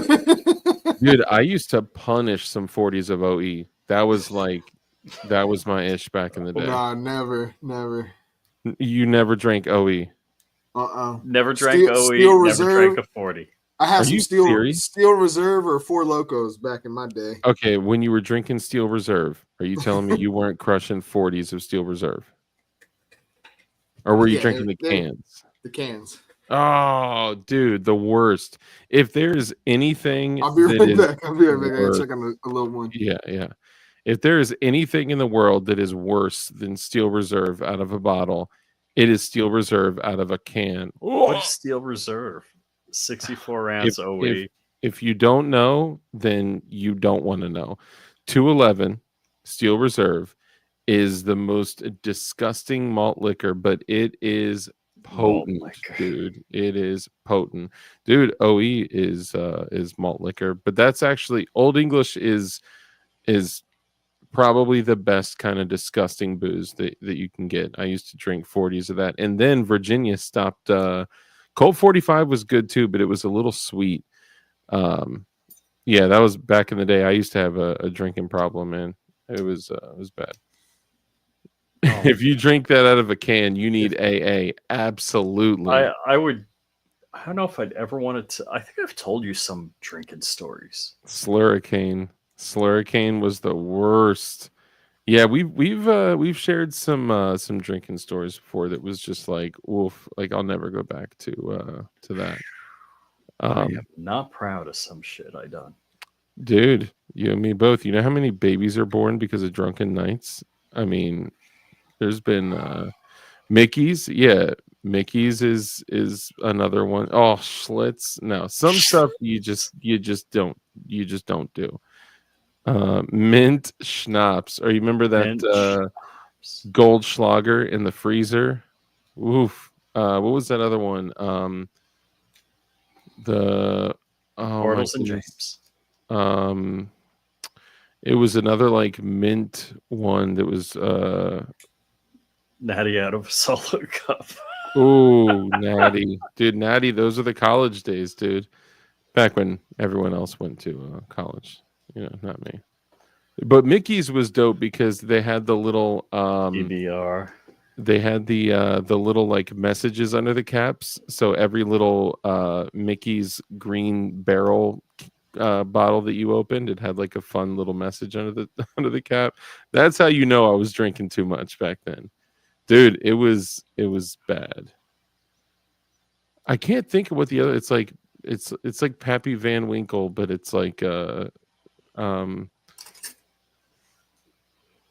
I think it's like Pappy something. I don't know, but it was just no bueno. Dude, I stopped drinking way before Fireball was like even a thing. I don't even think it was out back then. Y'all should get the banned stuff, Russian made liquor, dude. I'll stock whatever I can for the boog because guess what? I would much rather have a bunch of booze that I can trade for, whatever it may be. Because I don't drink, I don't, smoke cigarettes or none of that. So I'm stocking a whole bunch of that stuff. So if need be, I can trade the stuff if needed. Red Stripe that wasn't too bad. That was decent stuff. I've never had that. Rich, it's a Jamaican malt I liquor. know. What are you working on over there? I can't open crap. I'm returning these to Amazon. Returning what? My lockpick kits. Are you serious? How much were they? Oh, nothing. It doesn't matter. I'm teasing. I'm going to keep them. I'm just going to learn how to use them. I was going to say I'll buy them from you. I appreciate that, C-Man. It is important to stock stuff, even if so the things that continue when civilization breaks down are vices. Alcohol, sex, and smoking and, illicit substances and all those things. They will always continue regardless of what else is going on in the world. Joe VaQ. Hey, What's up, brother? Man? How's it going? It's going. Did you get to watch that whole video? Yeah. I seen it. It's pretty cool. They've upped their editing skills. Yeah. And they, they're using your equipment and they're being trained with your money. How's that make you feel? It's I could never go on vacation running my I mean, what else is new? You know, renovation and contracting business took up all of my. I mean, Is that you? Is that Rich? no, that was No? a commercial. Oh, I'm gotcha. trying to watch the chat and watch the thing. Oh, Shit! What else is new? If you click on so where you are in StreamYard on your phone, Mhm. if you click on comments, it should show you chat. It'll Overlay. disappear the Yeah, I won't be able stream. to respond. That's all. Yeah. Gotcha. Yeah. Yeah, so I mean, it's a huge difference from the people that I've talked to that were like, these were dudes that were basically starving, wiping their behinds with their hands and um, using literal flip-flops made out of tires and 50 to 100-year-old AKs. This is a big difference. Now, do you think, because you have more like actual real world experience, do you think that these dudes are like everyone is kitted out like that, or do you think they're just trying to do this for recruiting No, I think opportunities? you have to understand like how, and how expensive is it for you to get decent kit? And I'm not talking like top of the line, like realistically a decent set of nods, a helmet, and a good rifle. Now you multiply that across like their whole forces, right? Even look at the U.S. I want to say the U.S. has like the largest military budget per capita in the world, right? Mhm. All of our service members aren't kitted out the same because everyone doesn't need all that stuff. Yeah. And again, in my opinion, there becomes a point of diminishing returns where you can get like all this most expensive gear, but if you're not training, you just got expensive stuff to lug around. That Mhm. makes sense. Yeah. Now, obviously, in Afghanistan, we left behind billions and billions and billions of dollars of equipment. Do you think that's what this dude is running? Do you think that's what they are running, or do you think they're? So it very well could be U.S. equipment. Now remember, the coalition outfitted and equipped the ANA, the Afghan National Army, and the Afghan National Police, right? And there's instances where those outposts got overran, where some of the people just defected, and some of the people was just like, oh, our team left. I'm gonna jump on this team. So you really can't say where that gear came from. Now, helicopters and tanks and stuff like that, that was like the left behind stuff, more likely than not. Yeah. And we have a saying: you equip the man, you don't man the equipment. So, and a lot of times, what you see, like even in YouTube, you see a lot of people with the Gucci gear and everything else, and they're just kind of doing it for a flex. They really can't run their gun, so to speak, right? Yeah. It's real easy to do a static range and to do that, and and flying rich being a pilot, it's real easy in the cockpit when everything's going good. Oh, yeah. When you start getting instruments start going out and it's just like, hey, that fuel pump's incorrect, that oil pressure, now you have to show your skill. Oh, So yeah. what you're going to do, hey, I'm going to get altitude so I can glide. I'm going to pitch that nose down so I can get air over the wings to build up speed so I don't stall out. That's when you're really a fucking pilot, So again, like, pick the best of the best AR-15 pattern rifle. You can have that, but what happens when you got to engage multiple targets, or you gotta run your gun, you gotta shoot? Yeah. I mean, shit. At 5 yards, I'm a killer on the flat range. Yeah.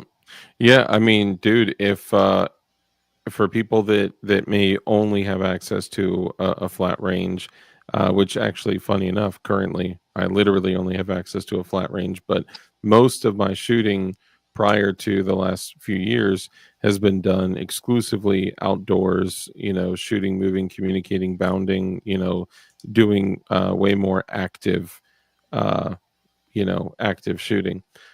It is a completely different thing. It's like the difference between, doing a mile on a treadmill in an air conditioned building versus going out and doing a mile on like real terrain.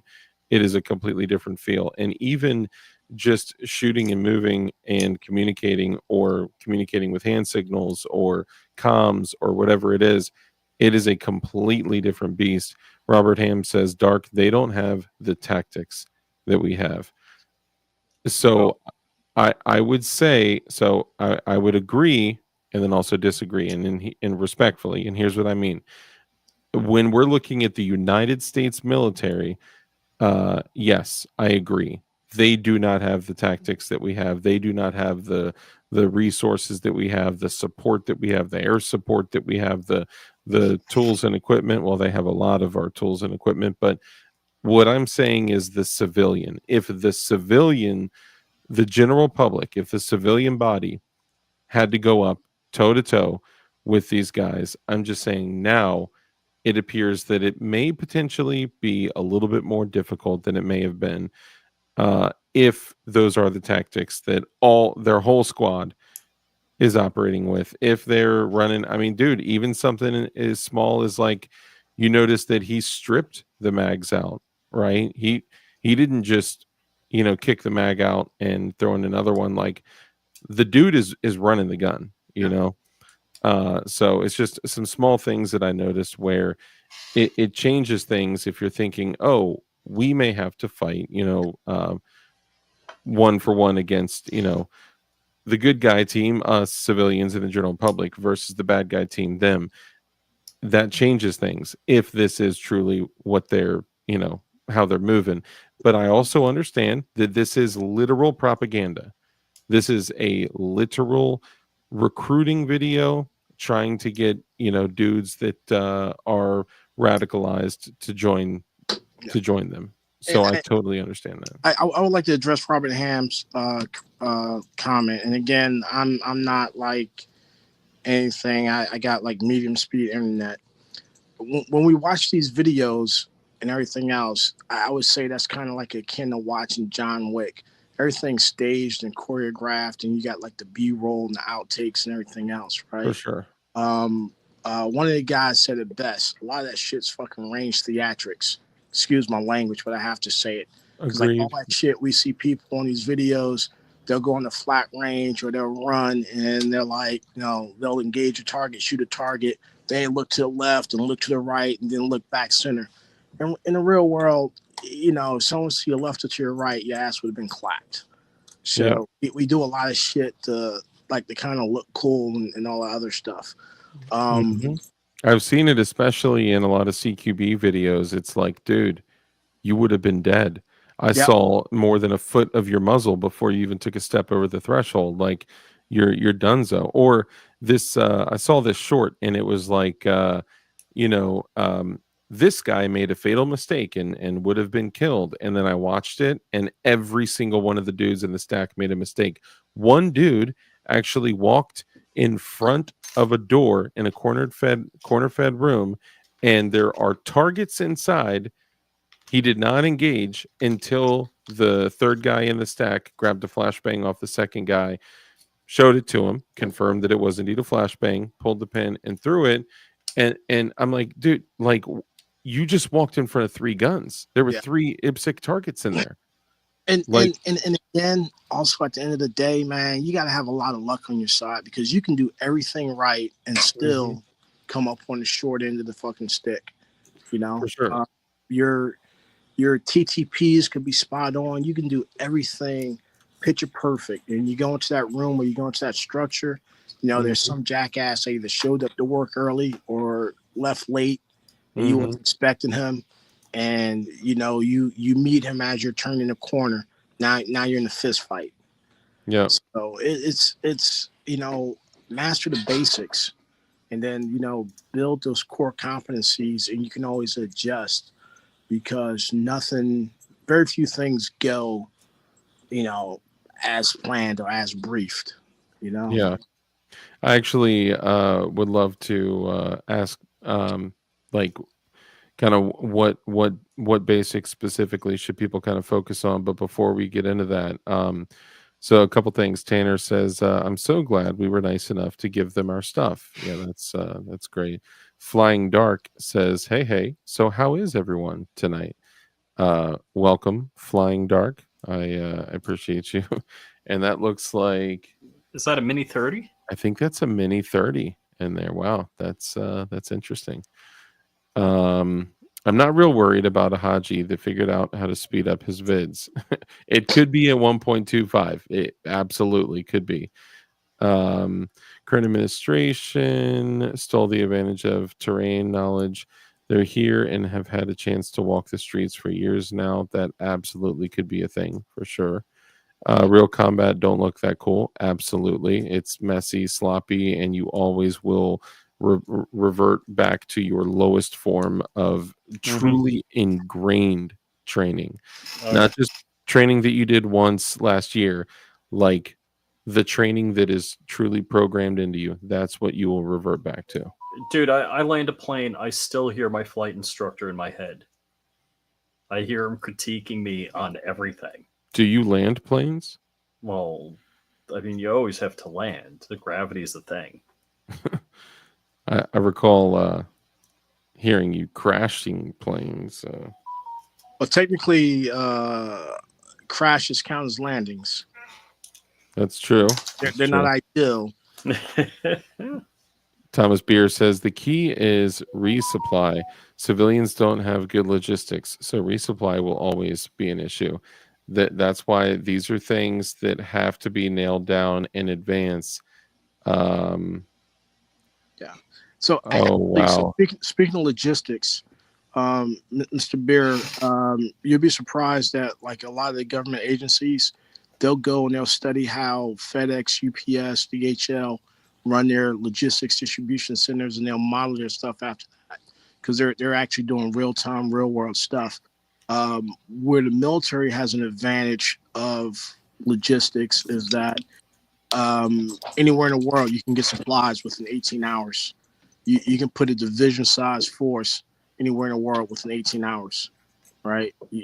So when you think about it like that, yes, you do have more opportunities for logistics and everything else, but you still have those hard-pressed things to do. It's just like getting supplies in Afghanistan. Afghanistan's a landlocked country, so you don't have enough airplanes and airfields. You got to, ship everything in and then offload it and put it in by trucks, right?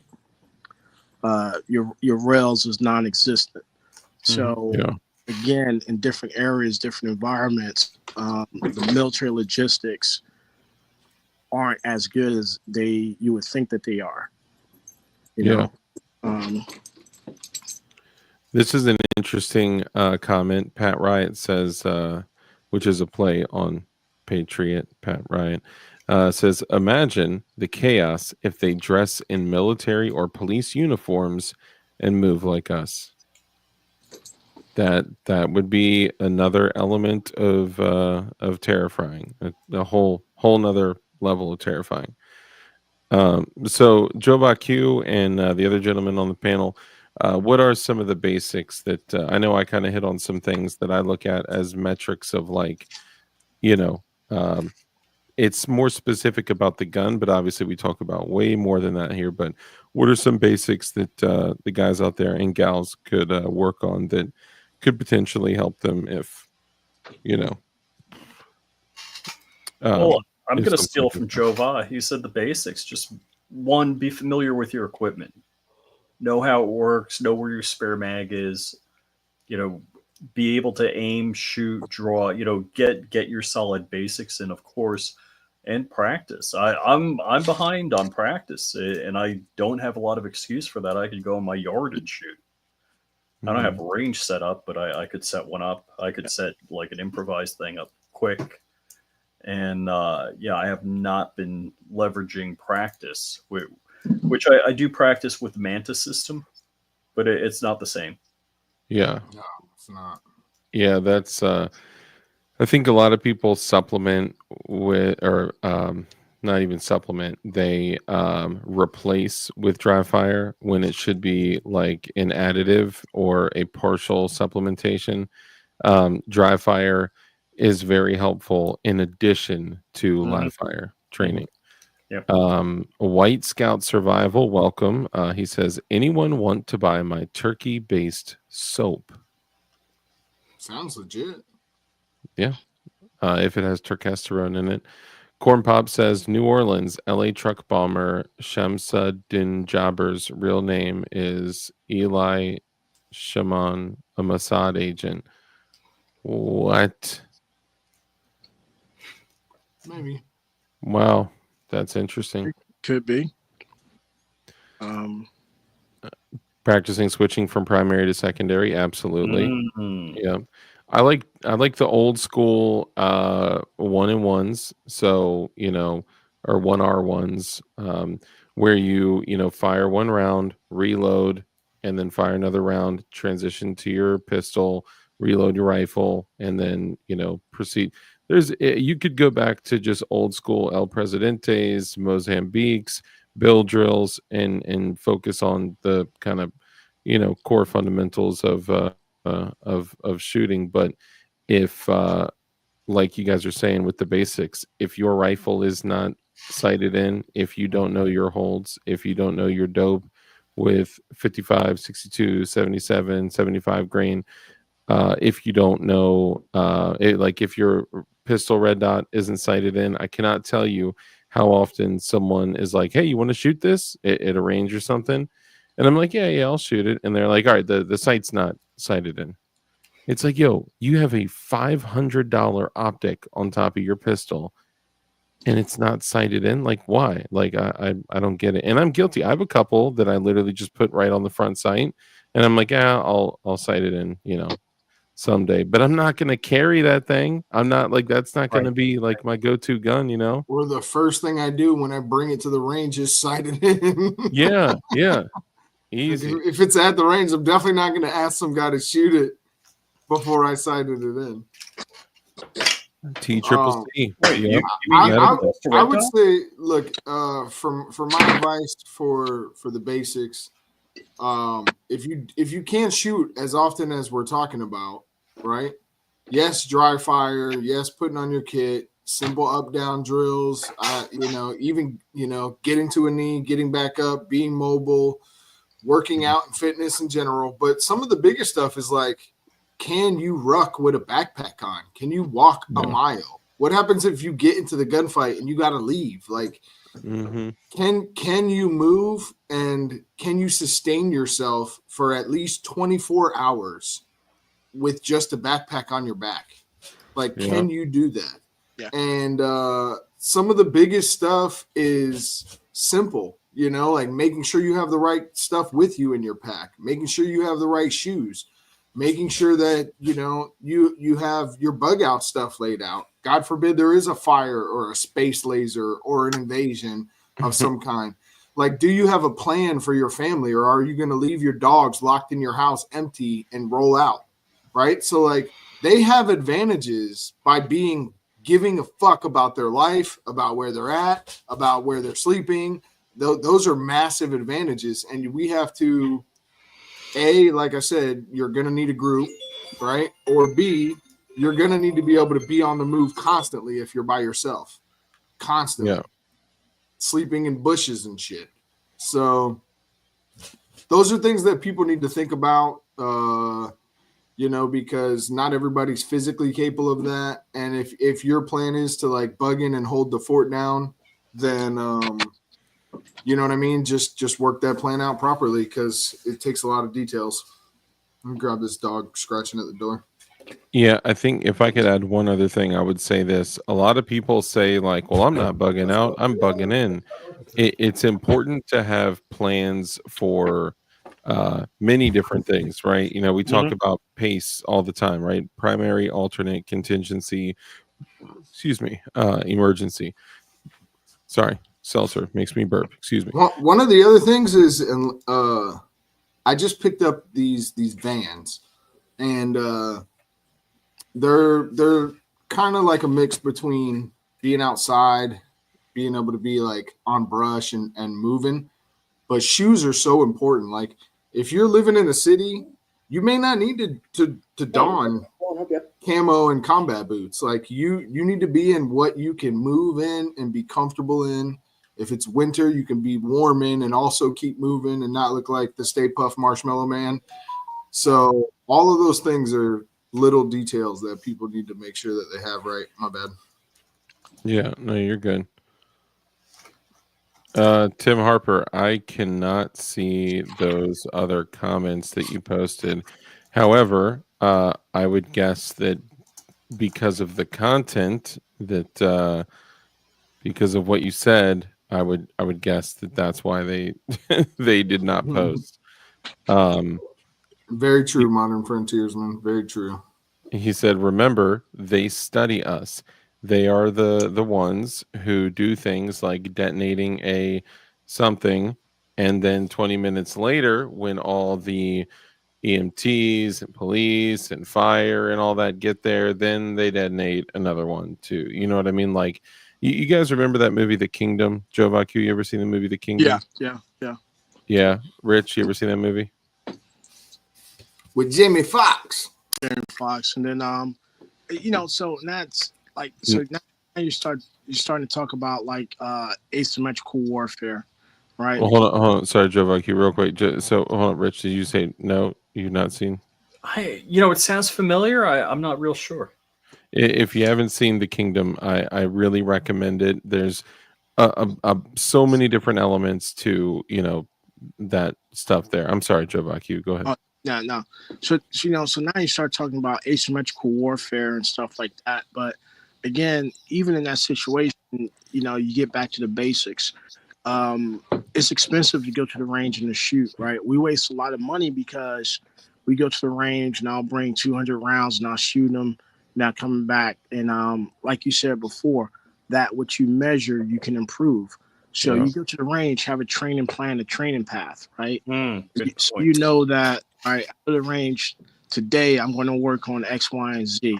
And, you know, last week when I worked on this, I was doing at 5 seconds at 5 yards. You know, this week I'm going to do 3 yards, 5 seconds. So it's measurable, it's tangible. You can see it versus jumping around everywhere. You work, you know, you identify what you're weak at, you improve that. And then next time you go to the range, you pick up where you left off and then you move to something else. Because a lot of times I get comfortable knowing that I could cack off a round from a pistol under 1.5 seconds at 100 yards. Realistically, how often am I going to have to do that? Because if you're 100 yards, you're not a threat. I'm walking away. Yeah. That's just all. That's all that I have is a pistol, right? Understand your equipment. Understand your equipment limitations. Understand your limitations, right? And Flying Rich, correct me if I'm wrong. Just because an airplane can do, you know, Mach 1 doesn't mean you can do Mach 1 in that aircraft.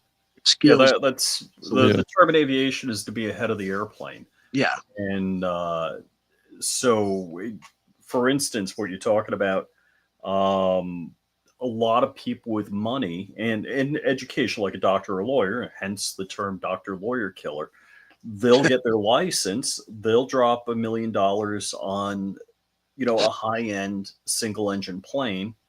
And it's much faster and much more complex, and they'll get behind the curve on the plane. Like my plane, like when I was flying, flying trainers, you could pretty much do things and have a plan as it was happening. It was because it was so slow. My plane, I got to be planning 20 minutes ahead of what I'm going to do. So I already have a whole freaking plan. And yeah, you got to be up to the skill level of your equipment, like you're saying, bring it back to the gun world. Know how the stuff operates, know how it works, know how to take it apart, put it back together again, know why those features and settings are there. I see a lot of times guys will go to the range and let's say they bring 200, 500 rounds, whatever, and they'll just be kind of just blasting indiscriminately with, pistol red dot that's not sighted in, or whatever, like a red dot on their rifle that's not sighted in, or a scope that's not, something like that, right? And when he comes up in conversation, they say, well, I was just testing for function. Like you know, Well, I was always amazed. I couldn't tell you how many times I've seen this. I'm in the rifle lane. You know, it's only like a 20-yard rifle range. That 20-yard lane at the rifle range where I go, and some guy would put a target out 5 yards with a 12 gauge, boom, boom, boom, boom, boom, boom, and then walk away. I'd be like, "That, what did you do?" You know? yeah, yeah. But and again, that comes back to I don't know, or I wasn't taught, what I should be doing. I've seen a couple of internet videos, Mhm, other stuff, right? Um, mhm, and so we're building bad muscle memory, because again, when you look at it, like let's just say in a normal engagement, right? Where does most of your engagements occur with a pistol? They're within conversation distance, Yeah. mhm, so that's 3 to 7 yards, 21-foot rule, right? mhm. Generally, if you engage someone past 21 feet, you better have a good lawyer with deep pockets, because they're going to kind of look at you strange, or everything has to be lined up in your favor. You made a wrong turn and there was burning crosses and hanging people and, sacrificing cats. All right, you get a buy. But, Welcome to Springfield. Just kidding. but, Sell it, cats and so dogs. we have to train for that 95% confidence interval, because everything else Mhm. that could happen so far outside the bell curve, are you ever going to see it? Probably not, but you still train for it. Like Yeah. flying as a pilot, like how many times do airplanes actually just like run out of fuel? Right? Very seldom, but it does happen because unforeseen circumstances. You got pass-bys go around, bad weather. I miscalculated the weather. I miscalculated the route. I'm a lawyer or a doctor with more money than common sense, and I didn't verify how much fuel was taken on, how many pounds was taken on, and I was like, "Hey, let's bang down On here." trips I've done does so Yeah. when I was in Louisiana coming here, I had a no go stop. Like, hey, maybe I didn't have the tailwind I planned on, or maybe it Yeah, was a headwind. I yeah, knew, like, all right, here's where I got to make my fuel calculation and do go no go decision on it. On a trip that I've never did a no go. yeah, yeah. This is my point of no return. This is my backstop. This is like, once I go here, I'm committed. You know, so Mhm. does it happen often? No. Can it happen? Yes. So you have to plan for it. I'm not saying never shoot your pistol past 25 yards, because sometimes you have to get down with that. But Mhm. understand what's reasonable, a reasonable expectation for getting hits, Yeah, if that makes any sense. for You sure. know? Yeah, and the more highly skilled you become, and the more that training is ingrained within you, uh, the other things that may start to go bad in a situation, at least you can lean on the confidence that you have in yourself and Ooh, your gun. not the dreaded odor loop. Mhm. And then, but then also be consistent, right? Because again, like you said, that which we measure, we can improve. So if I go out Mhm. and I shoot one day and I'm shooting great, and I go out and I shoot the next day and I'm shooting like shit, maybe it's not me. It might be my ammo, because I decided to buy cheap ammo. You have to take that in consideration. Mhm. Consistent, right? You have to be consistent. Yeah, You know. for sure. This is really interesting. Corn Pop says, by the way, the New Orleans bombers bomb that did not detonate was using a specific variation of RDX. Not too many people out there can synthesize that kind of stuff. I don't see many other places talking about all of this. That is super interesting because it's highly likely that somebody that can synthesize RDX has done a lot of research and attempts and testing and stuff like I, that. I would agree, but I would disagree too, because remember, you're living in the age of the internet. Hmm. So theoretically, you can, most things you can go and figure out and find out, just with a little bit of research and everything else. So You got to have at least a chemistry set, and you got to have some magnetic stirs and a hot plate and ice and thermometers and but I That's mean, what you need to mix Cerakote. What are you talking about? yeah, think about it. But It's not really that difficult if you're motivated. I guess you're right. You're right. I guess it's different when the result of Cerakote could be that your gun may be ugly. The result of messing up a batch is that you could huff noxious fumes or get your rib cage blown out of your back. Do you think terrorists get like unlocked versions of Alexa that they can just sit and be like, Alexa, how do I make RDX? I mean, and walks them through it and everything. You can literally type in RDX synthesizing on YouTube, like straight up. Obviously, we know there are channels out there that we all know of that you can look into things like that. But I mean, almost all like high explosives are available through patents, and you can look at patents, and you can look at that's correct. Yeah, and you can look at research papers, and there's also a bunch of stuff that you don't even need to synthesize that are highly, boomada. It's just it's crazy. Like ammonium nitrate, nitromethane. It's even this right here, right? You want a high yield or low yield. So you can get down to stuff just as simple as aerializing flour and setting off a spark. Mm-hmm. Sugar. That's crazy. Yes. Coffee. Yeah, because that spark's just going to carry if it's in a confined area. It's essentially right. So it's just going to expand so it has nowhere else to expand, and it's going to blow stuff up. It's not going to be a very high yield. It's not even more than making it is like, how do you combat that kind of shit, man? Like even our military guys have gotten IED'd, you know what I mean? So it's like, obviously we've talked about how that's beyond the equalizer. That makes the battlefield unfair to a degree. But it's sure.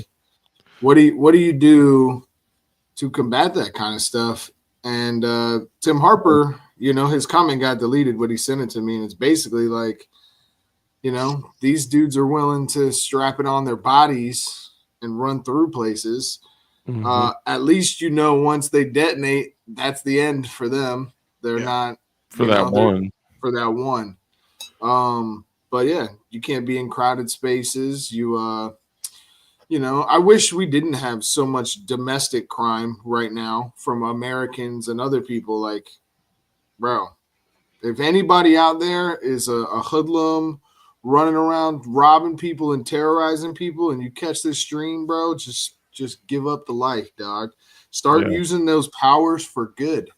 Start training. Start doing something. Your life will get so much bigger the moment that you stop being a dirtbag. Yep. Your world will blow up in a good way, not in a boomada way. Unless unless you fight on that other side. But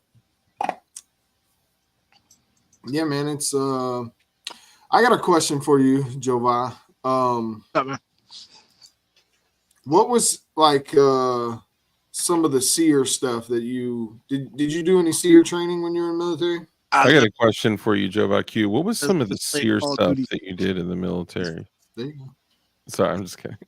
That's a perfect question. My bad, Joe. Nah, what's up, man? What you want to know? Just what do you think is applicable for small teams tactics and did you have to kill a bunny? Did you kill a bunny? No, man. Oh shit! They're called rabbits, bro. That was old school. Funny. No, rabbits are rabbits. Bunnies are adorable. I'm thinking about Tropic Thunder. I killed a panda. Yeah. That's funny. Randall is asking if you have a channel, Q. Yeah, I do. But I don't have anything. I don't have any content on it yet or anything like that. I think I got like some content of some drones flying during the 4th of July. He should though. He should. Let me just tell you this: his knowledge, his It's not with a lot of guys like me, right? I feel like with my knowledge and with a lot of other YouTubers' knowledge, like they go like an inch deep and a mile wide. With Jova, he goes a mile wide, an inch wide and a mile deep. Like your understanding of things is on a whole nother level, and I appreciate that so much because you bring a lot of Same. stuff to our awareness too that like I never even would have thought about or considered, Well, without that. So you Yeah, should. when Jovan's on, I talk less and ask more questions Well, hey, every time. and also just remember all the stuff that I'm putting out is open source. You can Google it and research it. Hey, can you pull up Tim Harper's comment? And that's like a good question. Not trying to deflect your question, but Yeah. like there and again, Tim, Shoot him it in the really depends upon what your mission is. Like if you're on a mission and he's holding a dead man switch, you're gonna try and hit him in the T box, just Mm-hmm. take him out. At that point, it's a 50-50 chance either you'll get a T box kill, or he's gonna blow it, or you're gonna frag his ass. Yeah. I mean, and that just depends upon how the room's set up.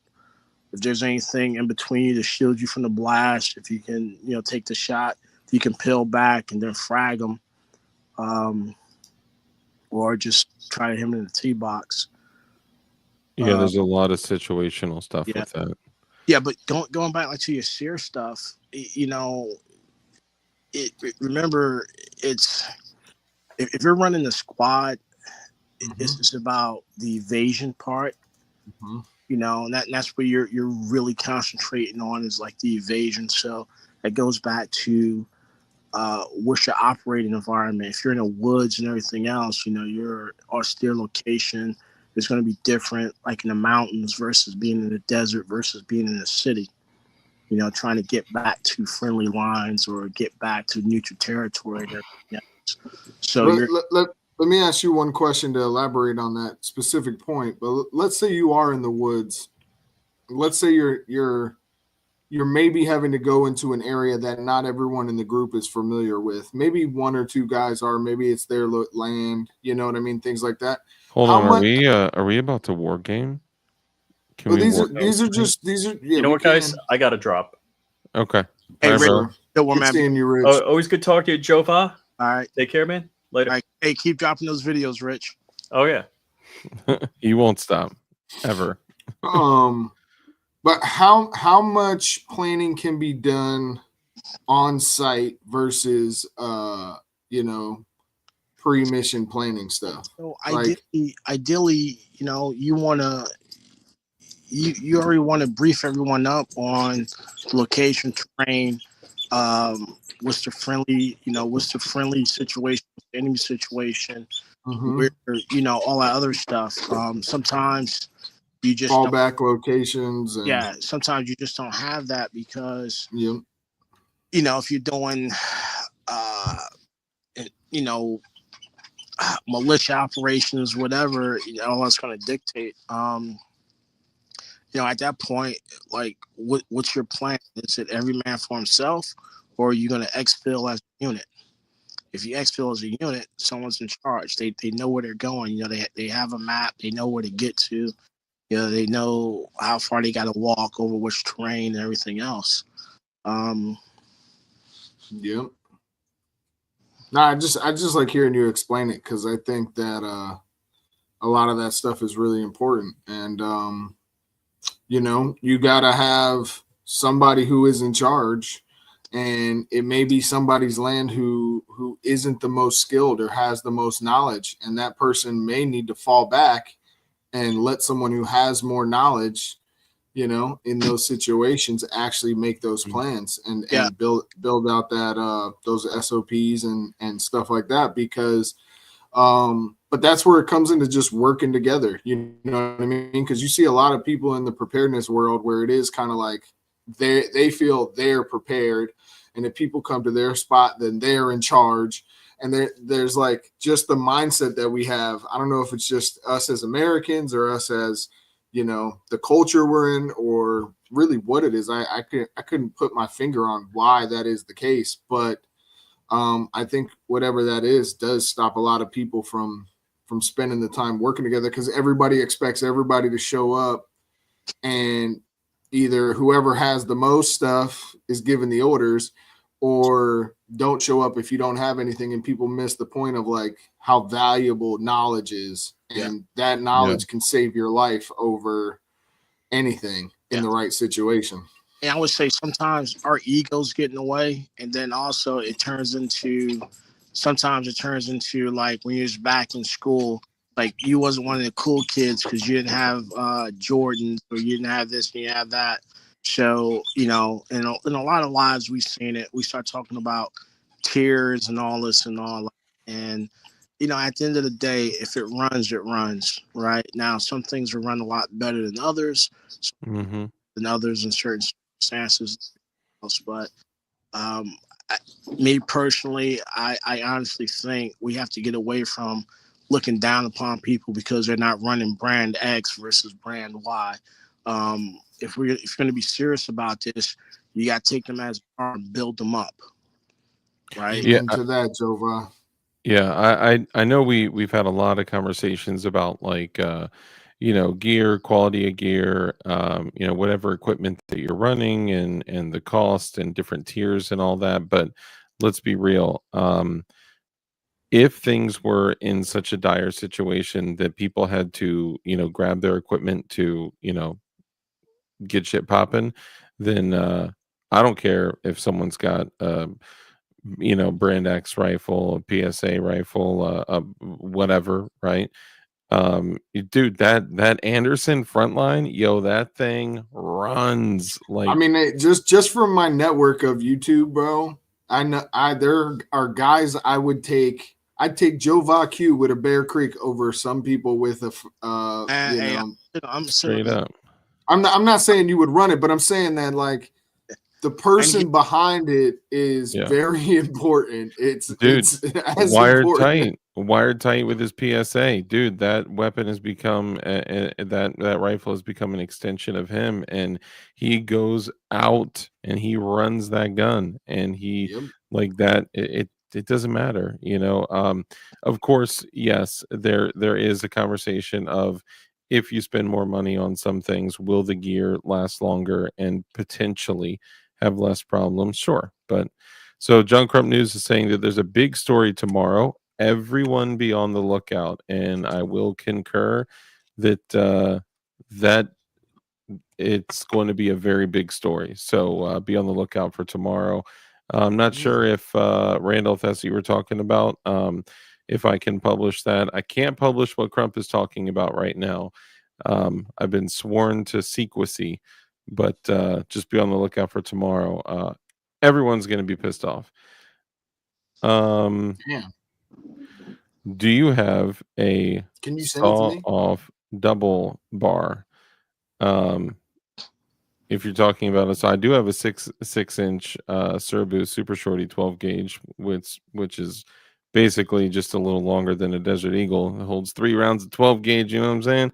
I actually set it up on my plate carrier to where I can literally have an HK clip. It just goes through one Molly webbing, and then I could just clip that thing on there. I was tempted to try to weave in a one of those neodymium magnets to the bottom of it, so when I clip it on with the HK clip to the sling swivel, I can put the muzzle on the magnet to hold it in place. But that's only like for rolling like super heavy. But getting back to the equipment thing, I think it's way more important to actually run your stuff and have a rifle that's sighted in, have a pistol that if you do have a red dot, it's sighted in. Run your equipment to the point where, and whatever your budget may be, if you can only put 50 rounds through your handgun, make sure you are getting the most, like the highest amount of value per round when it comes to training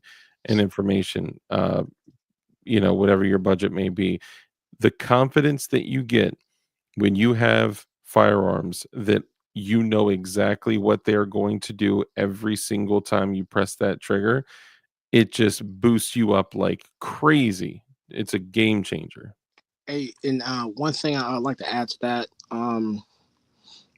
also take some time out to have a little bit of fun. For sure. Yeah. You know, have a couple of competitions, have a screw off day, or you know, excuse me, at the end of your session, if you made your goals, you know, screw off a little bit, have some fun. It can't be another job. But then on the flip side of that, learn a little bit of maintenance about your gun and about other guns that you see out there, because someone says, hey, this thing's it's not ejecting, or it's doing this, it's doing that, you know, be able to do a quick troubleshoot of it to get it back up and running. Because, you know, we'll go in and we'll buy a platform and we'll start changing out parts and doing this and doing that, and now it's not running optimally. And, you know, we wonder why every fifth round you have a failure to fire, a failure to eject, or, you know, you have some type of failure, right? Yeah. So, and how your platforms run, how they're designed to run, and understand like the changes that people make. Because, you know, I'm going to go put a 12-pound recoil spring into my pistol because that's the new hotness. Well, it's not going to work because that's design is set up for, you know, 65 grain fucking hypersonic 9mm with plutonium in them, you know, and Yeah. weird shit like that, you know. Or like if you have a gun that you like, let's say you like to run it suppressed sometimes or whatever, there could be times where a suppressed handgun could actually be very useful in the field, even though it may not be your priority.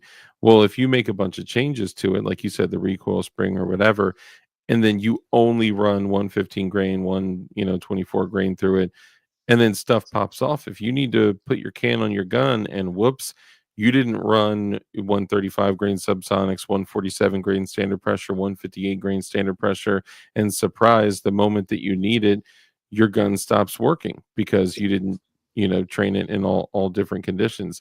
That's it's important to know your gun. Like Red Dawn, Frederick Donegan III, you switched your Gen 545 up to add the whatchamacallit, the Radian Ramjet.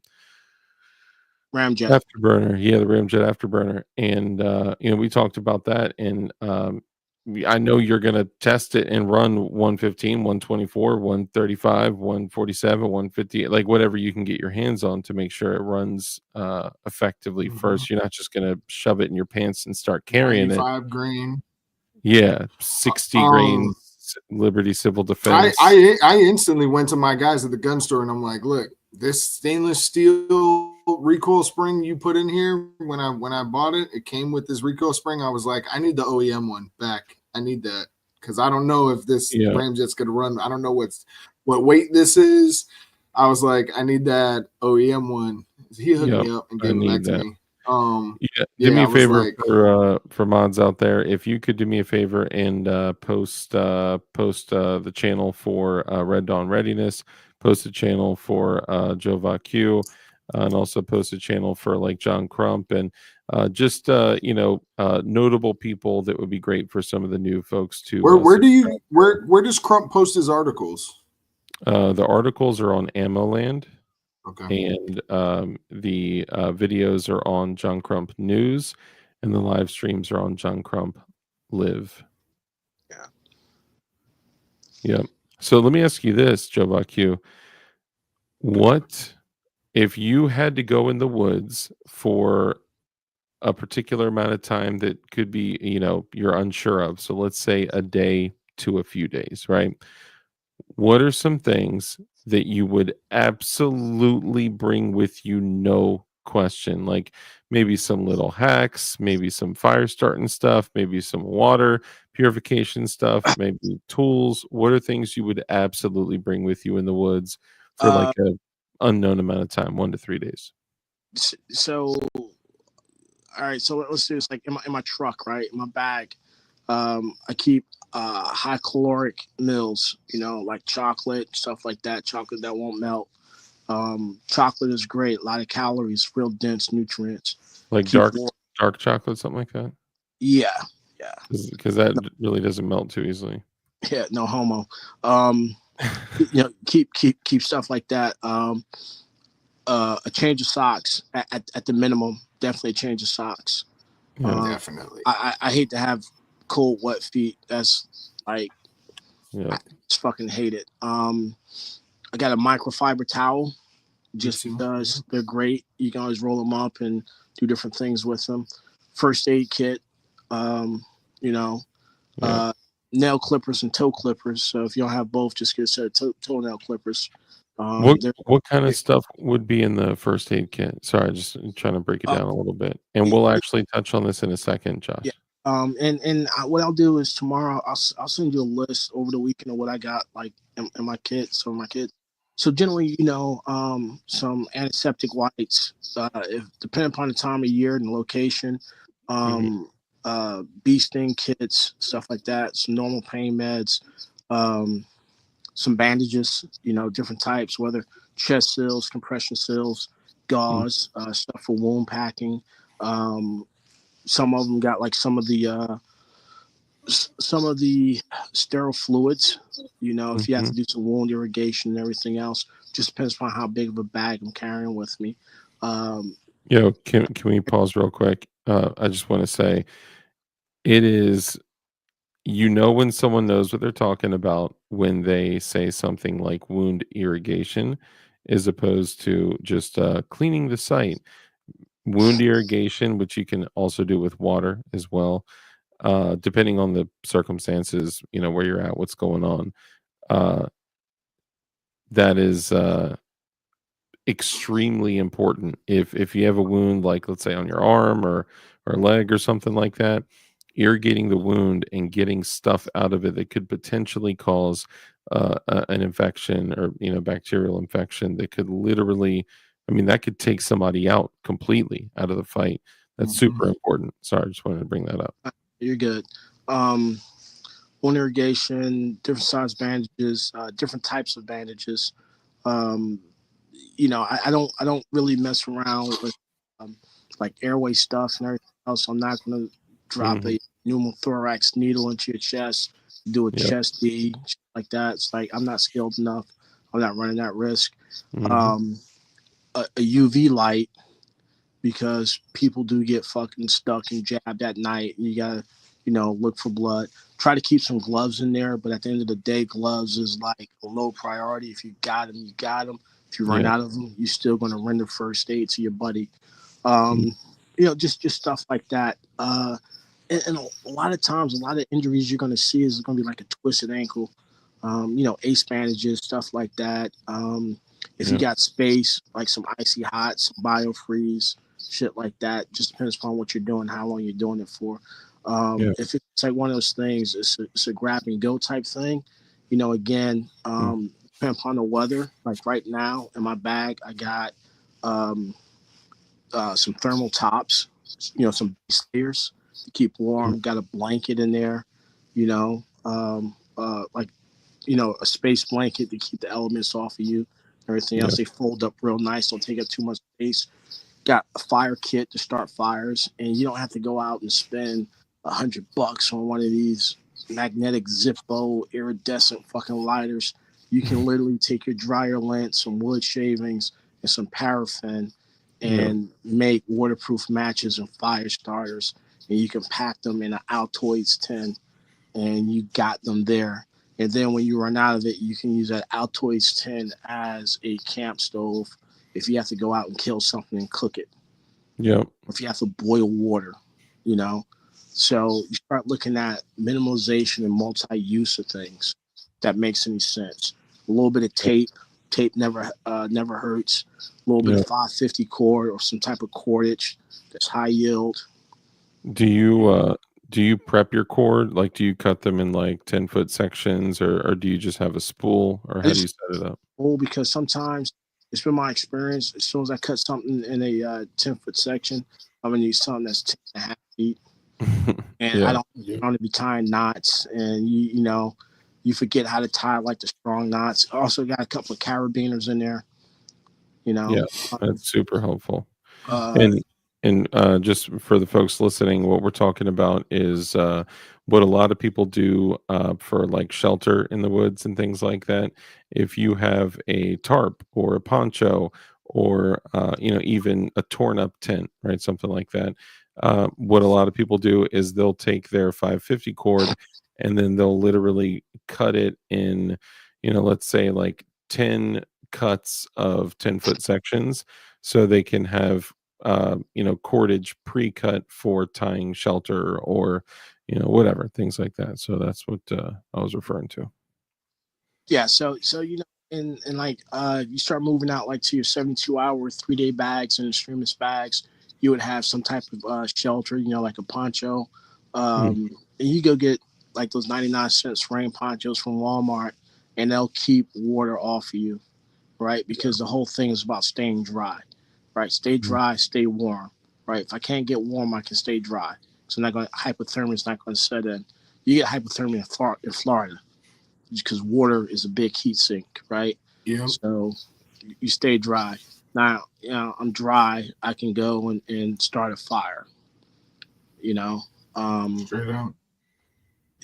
So there's just certain things, and the best thing to do is just try it out, man. Go like to some of your state parks or national parks where you can go and hike for a day and everything else, and someone knows where you're at, and just get out there and see if your stuff works, because everyone doesn't get success the first go around, and you'll start telling your bag. If you can get a lensatic compass, right? Because if you get lost, at least if I keep going north, I'm going to run into a town. I don't know how far or how fast I'm going to get there. Understand how to do orienteering. Just understand like basic layouts stuff, right? Power lines generally run into substations, which run into towns. At some point, someone's going to come to that substation, right?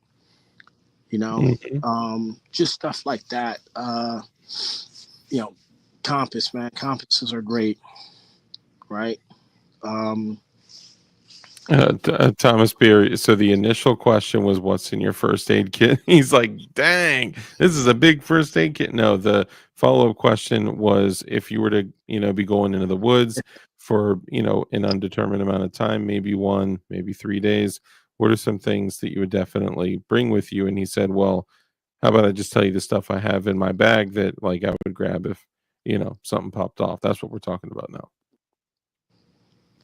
So, and again, that's all, Do you ever throw anything in your kit for like if you let's say you started independently but were meeting up with somebody or were separated from your group or something like that, do you keep anything in your kit that's like for signaling other people, anything from Sharpies to like anything like that? So that goes into Fieldcraft and TTPs. Yes, I do keep near side, far signaling devices, and whoever you're rocking with, they're going to know, because like certain shit you're just not going to find anywhere. So that's like a tell or a telltale sign. You know what I mean? You can get everything from your knife and scraping bark off a tree. You know what I mean? Arranging rocks in a certain way, all that shit's, just like tells and everything else. So, and that's all going to be determined by the individuals. BS17 panels, right? They're orange and they're ceruse. You can probably get them on eBay for like $5 or $10, and $5 or $10 too much for them. But those are great. A signal mirror, forgot that. Signal mirrors are great because if for some reason you're lost, via 17 pounds in a signal mirror, these guys that go out that country and get fucking lost and all that bullshit, excuse my language, but those are great for signaling. Flashlights, again, I keep a UV flashlight to identify blood at night, but then also keep a white light, and got some people rock the Hellfires and the you can get Chem lights, Hellfires, strobe lights, and those are relatively cheap. You can go like to Walmart; they got like the strobe lights for shout out Gumbeam, by the way. You can see for like 5 miles or whatever. Have Have you? One thing that me and a few of my local guys had done was, if something were to happen and we got separated, there's a particular stages of things that we would do. One of the things that we use is, there are these outdoor, they're made for hunting, for marking trails, Yeah. but they're so low vis and low pro, and you would only see them when light is shining on them. You barely notice them when natural light is on them, but at night you can use a flashlight, and we're using them in a certain way that not anyone could just pick up the trail and follow. But essentially what they are is they are thumbtacks that are flat, and then they have a tack, and then you push them in, and the outside has a little reflective circle on it.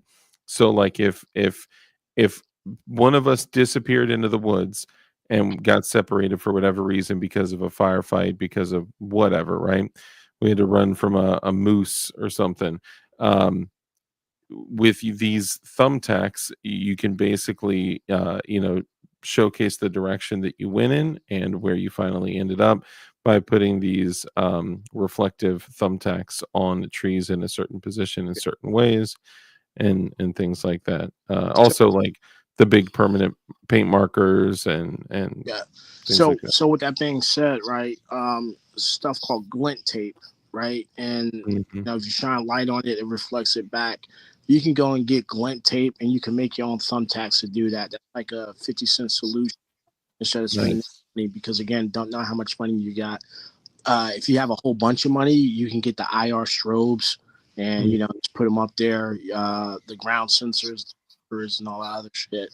Um, again, if your group is rolling in dough, they can get the ATAC system, the ATK Ooh. developer pack, and that gives you near real time visibility on everyone that's in your group. I So would love that. I would absolutely love that, but I'll be real. If I had that polymer unit that I could just open up my phone right there on my chest, I would just be watching like YouTube videos and movies and stuff like.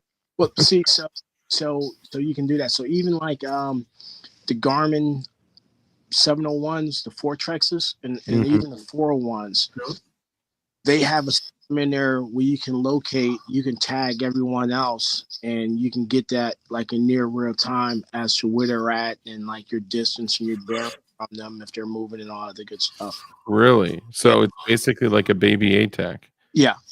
Is it something that outsiders could tap into? Like what you mean outsiders, as in civilians can buy, or can it Hacking. be jammed? Can you find, fix, and destroy it? So Anything yeah. you can find, fix, and destroy. So even like the highest of high speed military gear, you can find, fix, and destroy because it emits a Sure. signal. Now the deal is when you broadcast that signal, the duration that you broadcast it, right? Mhm. Because all equipment, like you can go and get sniffers that will let you know someone has a cell phone in your facility, or like that 5 megahertz or 5 gigahertz band. But if you Mhm. don't run on that band, they can't detect it. Mm. Okay. That makes any sense, Yeah. Uh-huh. right? That's what's up. Nice. Dang. And you got a bag with most of the stuff in it that we're talking. Obviously, I know we kind of veered off Yeah. in that. So, like in my bag, uh, like I got a travel bag, just like a duffel bag, right? It has a coat, jacket, underwear, tall tissue, extra toothbrush, some deodorant, shit like that. If I'm Mhm. driving, don't feel like driving all the way through the night, get in a hotel, jump in the shower. If I have to leave my vehicle, I got a 3-day assault pack. I got a 3-day bag that I'll just throw on. It's properly fitted. I got everything I need in there to walk to a certain spot, to get out. Also, one of the things too, keep some cash in your shit, cash and credit cards. You Mhm. know, so Yeah. Yeah. Very good point. And as far as firearms, like what tools are you usually rocking on you I, each I, day? I got a Bible and a good word. I don't There believe you in go. firearms, man. Yeah, firearms are bad for your health, man. Yeah, firearms are bad for your health. I actually was No. considering selling all of mine. It's like If I had to walk out somewhere and I can only grab a pistol, just for my research and everything else, the firearms I would carry would be a AR-15 platform, chambered in 5.56, because that's most prevalent. You'll run into that, and a Glock 19. As much as I say it, I would carry a Glock 19 just because of they're very widespread and you can get all the parts. They're easy to maintain, relatively easy to shoot. Right? Yeah, yeah. Now, what? Okay, so if I imagine by what you said, the Glock 19 isn't like your go-to, like the thing that you love. So, what's like the thing that you wish you could carry that everyone else had, mags and parts and all that? HKP7 M13, the squeeze cocker, just For because. real? Yeah, that's fucking classic. That's what Hans Gruber had in Die That Hard. is a laser beam to that thing. Honestly, I'm kind of partial to a VP9. I just like the way it shoots. And outside of that, it would be a Icarus 365, full size 360 with Icarus frame. Which Nice. you got one of those? No, I mean, I wish I did. I just took my Icarus off my frame and I But- went back to the polymer. Yeah. Ooh. Are you gonna sell the AK? I'm broke. If anybody wants my Icarus, Hey, I think I may need first dibs on that joint right there, man. you got like 3-4 things you trying to trade for me now. You might have to come off one of them Glocks, boy. I don't know. Like DLD, that package looks different for everyone because, again, taking into consideration what part of the country you're in. If you're out west, I would suggest like you have like a rifle, a scout rifle, because your engagements are going to be potentially longer. You got to deal with coyotes and shit like that. Yeah. If you're somewhere in the city and you got to walk back, you kind of look funny walking around with a carbine and everything else. And then that goes into that whole backpack truck gun thing. Like how much gun can you get into a 3-day assault back or a hiker's back where you look like you're doing that shit. Facts. Oh, and you know then caliber selection. Consider how heavy is ammo, how much you want to carry. And you're not going to be going out there getting the fucking firefights and ripping and running. You're just trying to move from one location to the next and get home. It's funny, and we've talked about this before. Funny, interesting. It's actually funny too, but most dudes, I think they try to model their kit off of like whatever super duper high speed guy they watched on some show, movie, documentary, whatever. And or like dudes will like be like, you know what, I want to rock what Christian Craighead wore during X, Y, and Z, and they end up with an assaulter pack, but then they go out in the woods and it's like, dude, you need sustainment, you need other things. And we had a whole stream dedicated to that whole conversation. Just remember that the mission dictates the equipment. So you got to make sure, if you just have a gun belt, a plate carrier, and 3 AR mags, the dudes that are rocking that stuff have the entire United States military behind them, and air support and resupplies. And they also, in their backpacks, probably have another like 15-20 magazines anyway. So there's so much other stuff. They're going for a specific. They're not just rambling the fuck around the woods.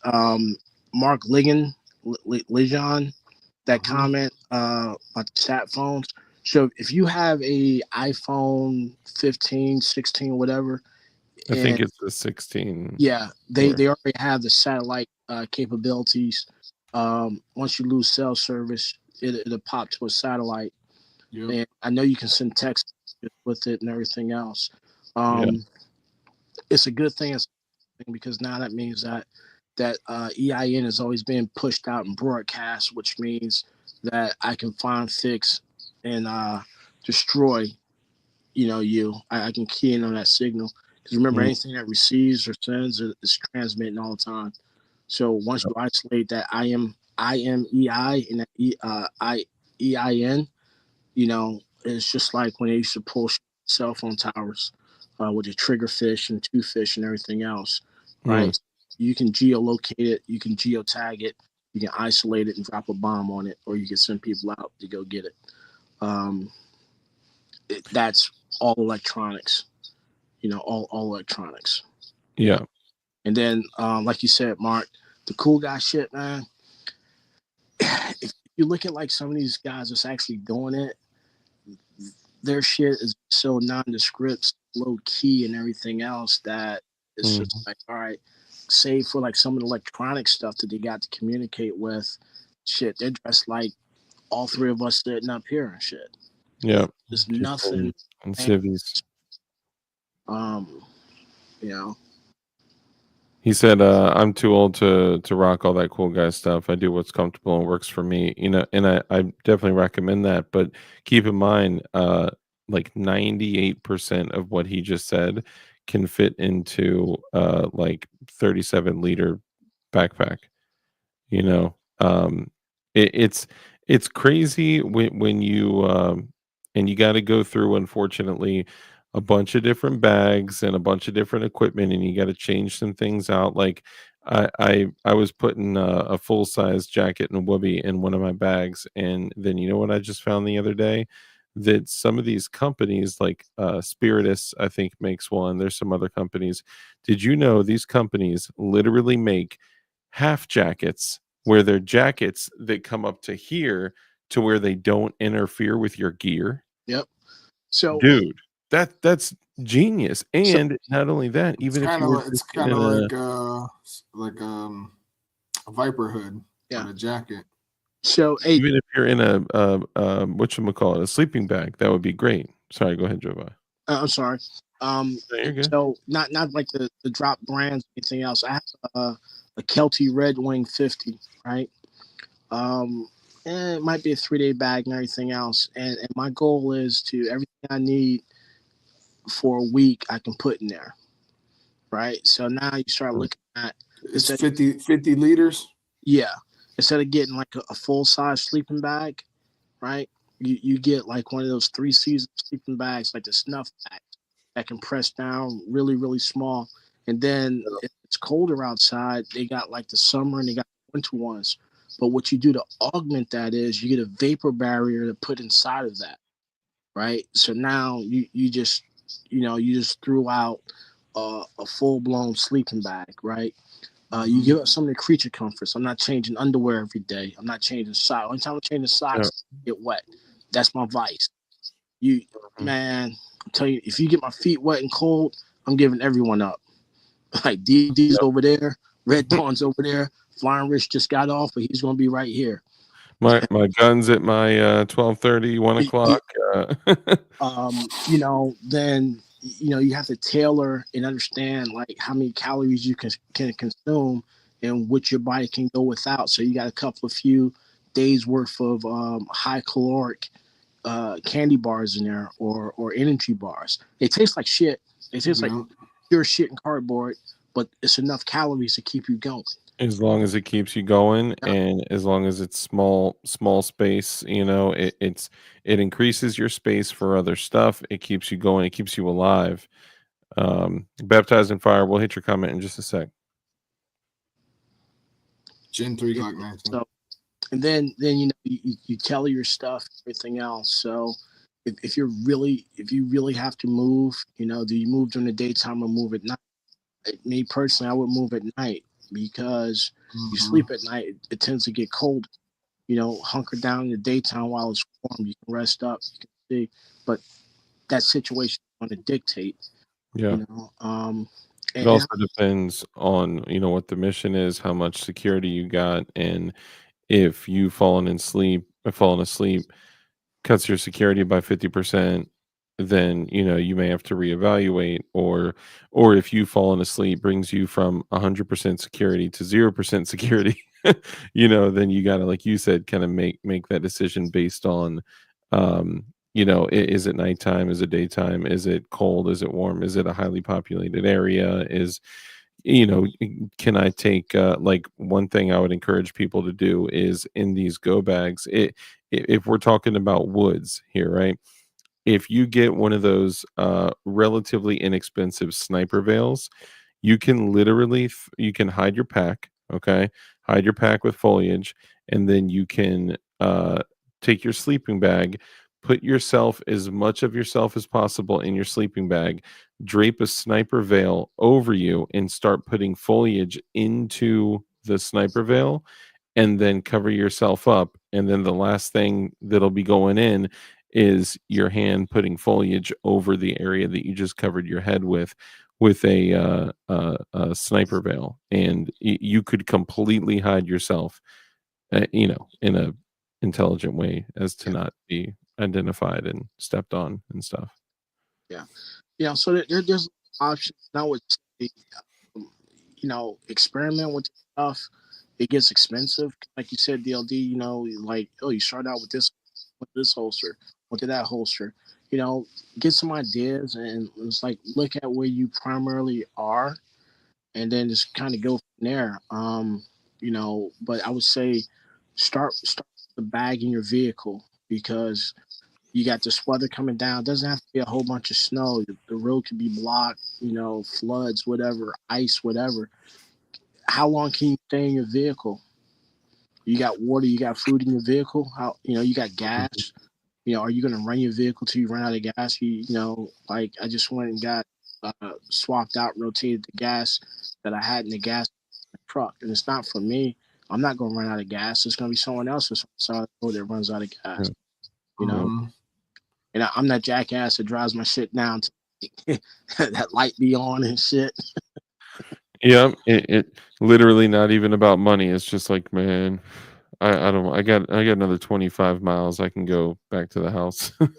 That's probably the worst thing about when it comes to preparedness. I for a very long time I was doing that, and I was just like, you know what? It's getting to the point now where I literally feel like something is going to pop off, right? Regardless of small isolated events or something worse.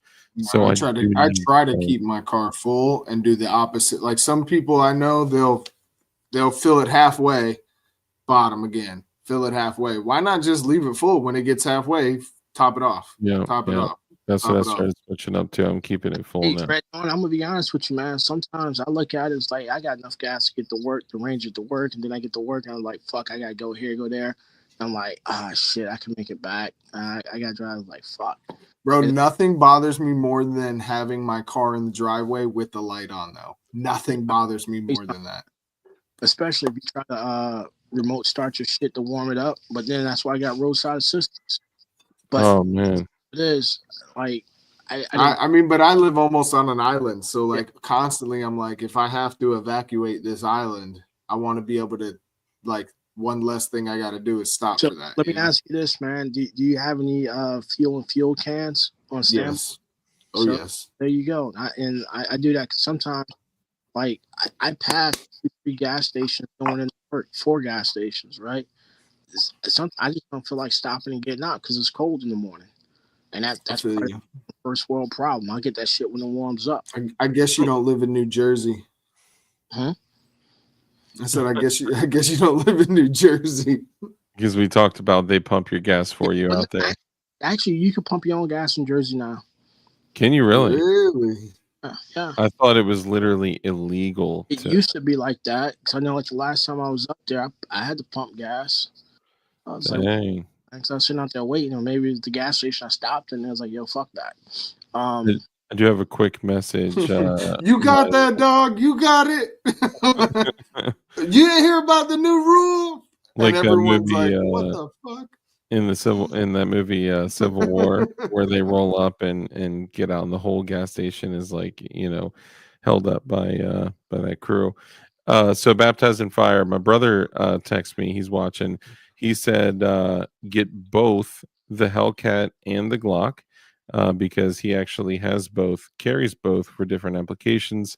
If he needs to go like low profile, he'll carry the Hellcat. If he needs to go, a little bit heavier with more standard magazines, he'll carry the 19.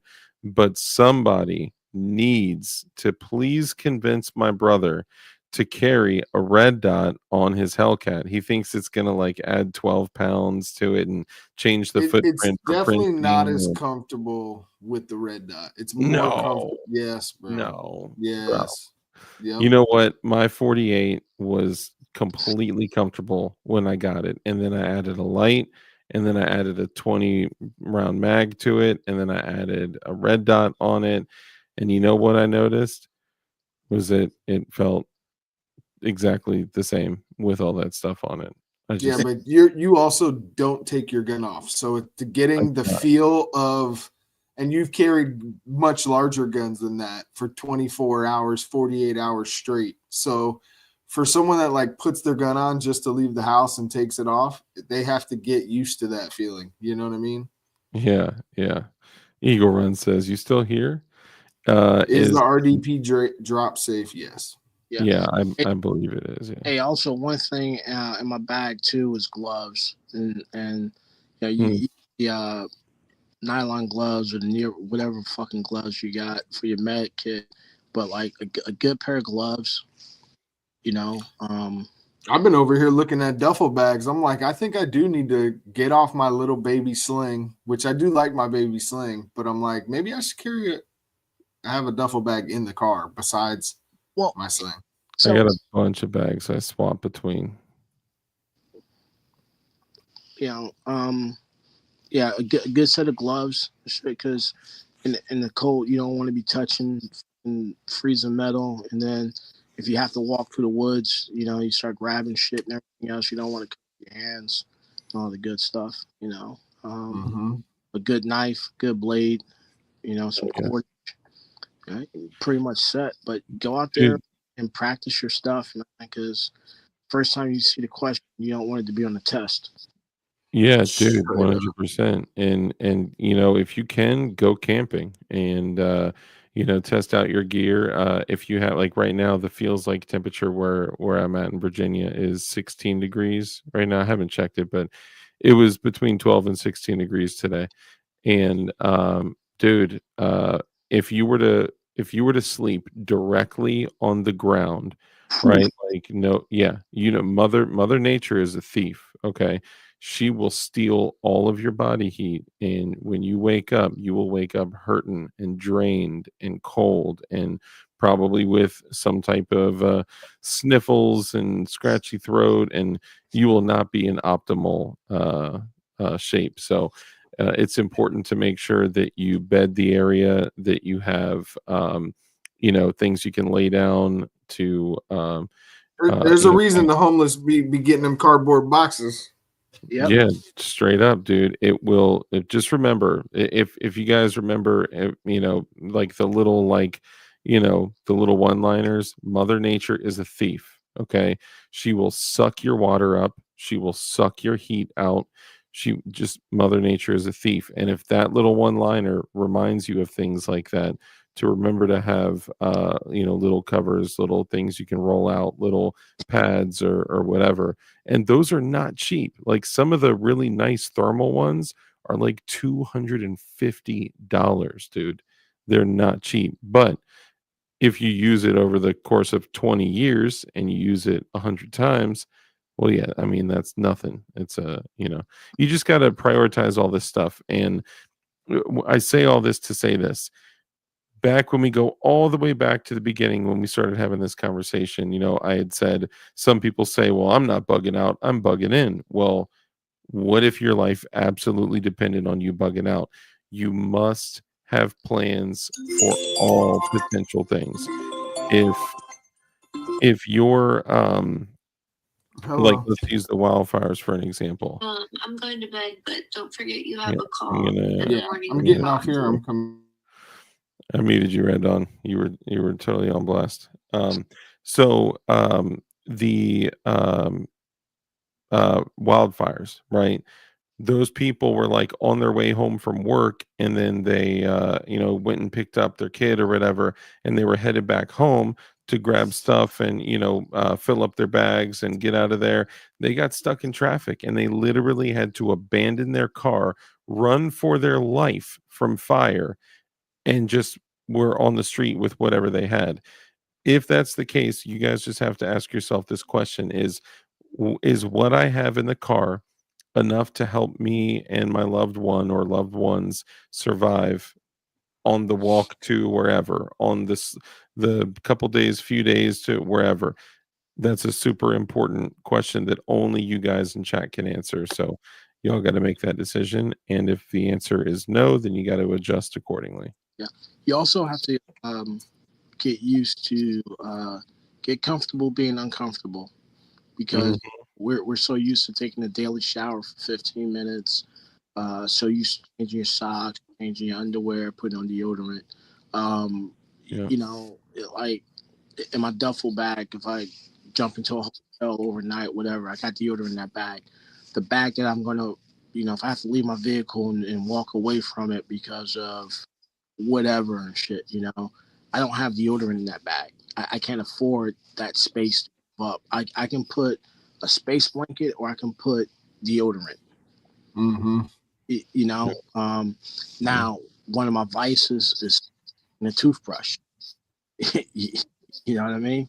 Gotta have a toothbrush, bro. Yeah, that ain't a vice. That's a necessity. Well, it's not, but it's one of those things. It's a morale booster for me. Yeah. Do you chop your toothbrush? No, I just go full size. I got a little folder. Yeah. Oh, nice. Unfolds. Yeah, you can also just take full size, and then dental floss. Dental floss.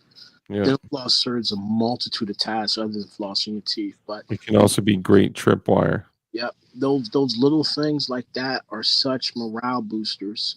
You'd be surprised that if you're down there embracing the suck and someone gives you a pack of Lucky Charms, right? Your morale goes up.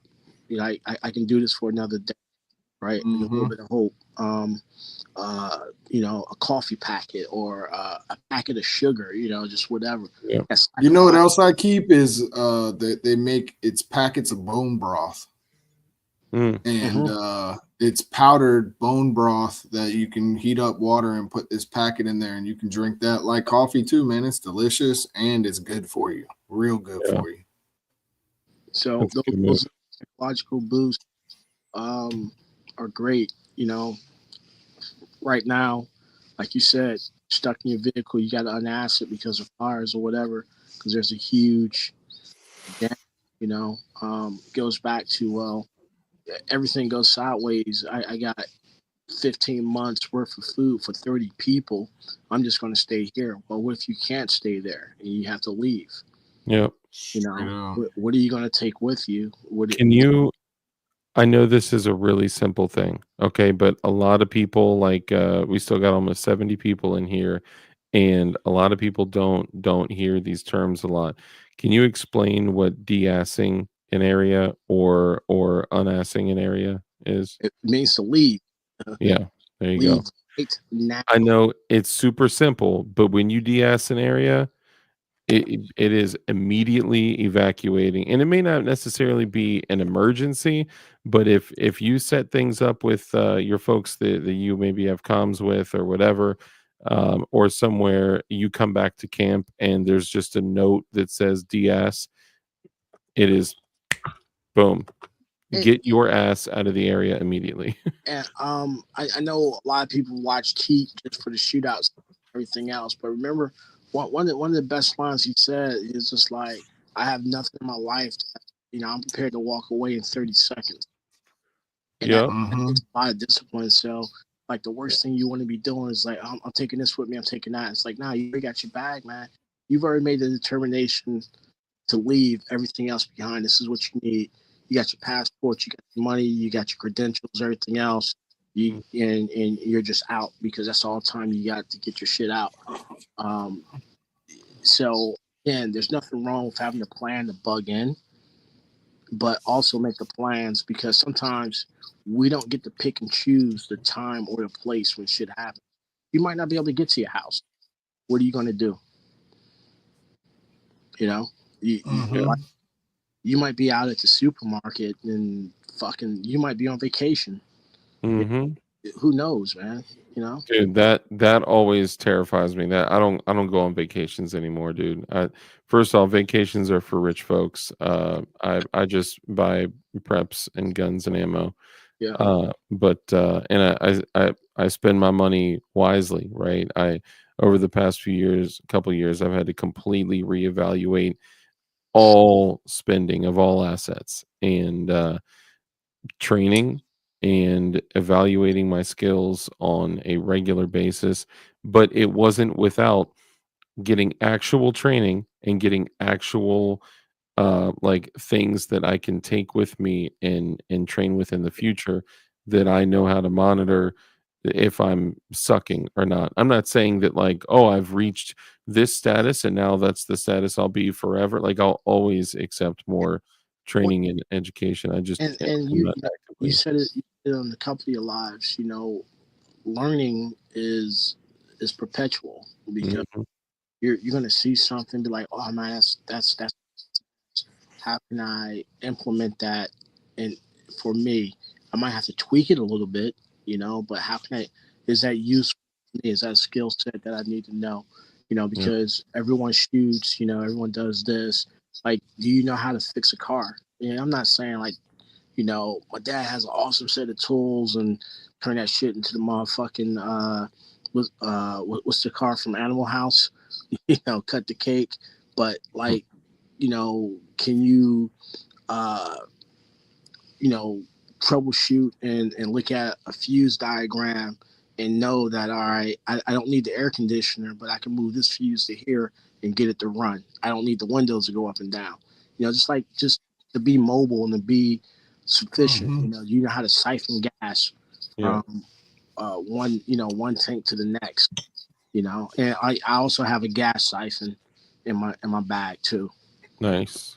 So Do you know how to sabotage vehicles that you don't want to follow you after? that that's chat, man.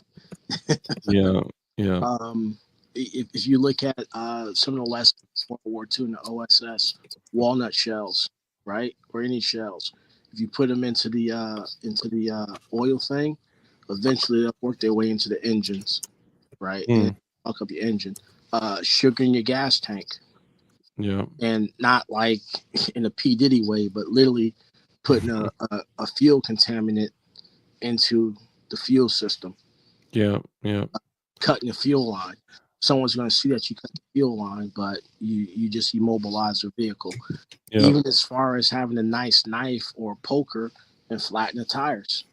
You Flat. can also you can get one of those things that removes the valve stem removal Mhm. tool.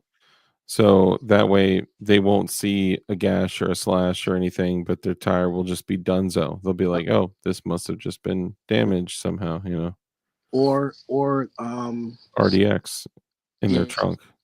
um, Just kidding. uh, you used to be able to take ping pong balls. So if you can get like a small sphere to put into the gas tank, and what it'll do as that gas is going down, it'll pull that thing down, it'll clog the fuel line, and then when you stop running, it'll go back up, and it's hard. Ooh, M67 fragmentation grenade, nice, nice. This is actually just a salt shaker because it's a 3D printed one, but yeah, it's fancy though, right? Mm-hmm. You Hmm. fancy, huh?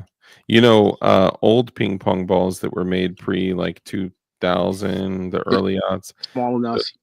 those were made with nitromethane. Or no, what's the gunpowder?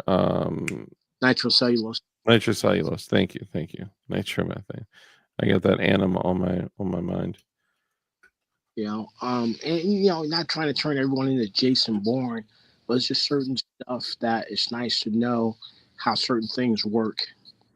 Yeah, there's no downside to learning this stuff, you know. It's and it's kind of, so look, a lot of the stuff that we've talked about, I have never implemented a lot of this, crazy stuff that we talk about. However, understanding things like that, and knowing how to use certain things, knowing like there are some books out there too where they talk about guerrilla warfare, and it's definitely something you could take some notes from if, God forbid, you ever needed to use things like that. But yeah, let's go ahead and bring it to a close. And before we do, anything specific you guys wanted to hit on before we wrap it up here? Yeah, I would honestly, I would just say just you don't have a lot of money to get prepared. Just kind of like do due diligence. Like whoever your favorite personality is on the social media, kind of listen to them, but stuff because everything doesn't work in every situation. Uh, Mhm. be prepared. Be prepared as you can. Get a good, solid baseline level preparedness because 60 to 70% of the stuff you learn is transferable. Because we haven't even talked about maritime operations. If you're around water, Yeah.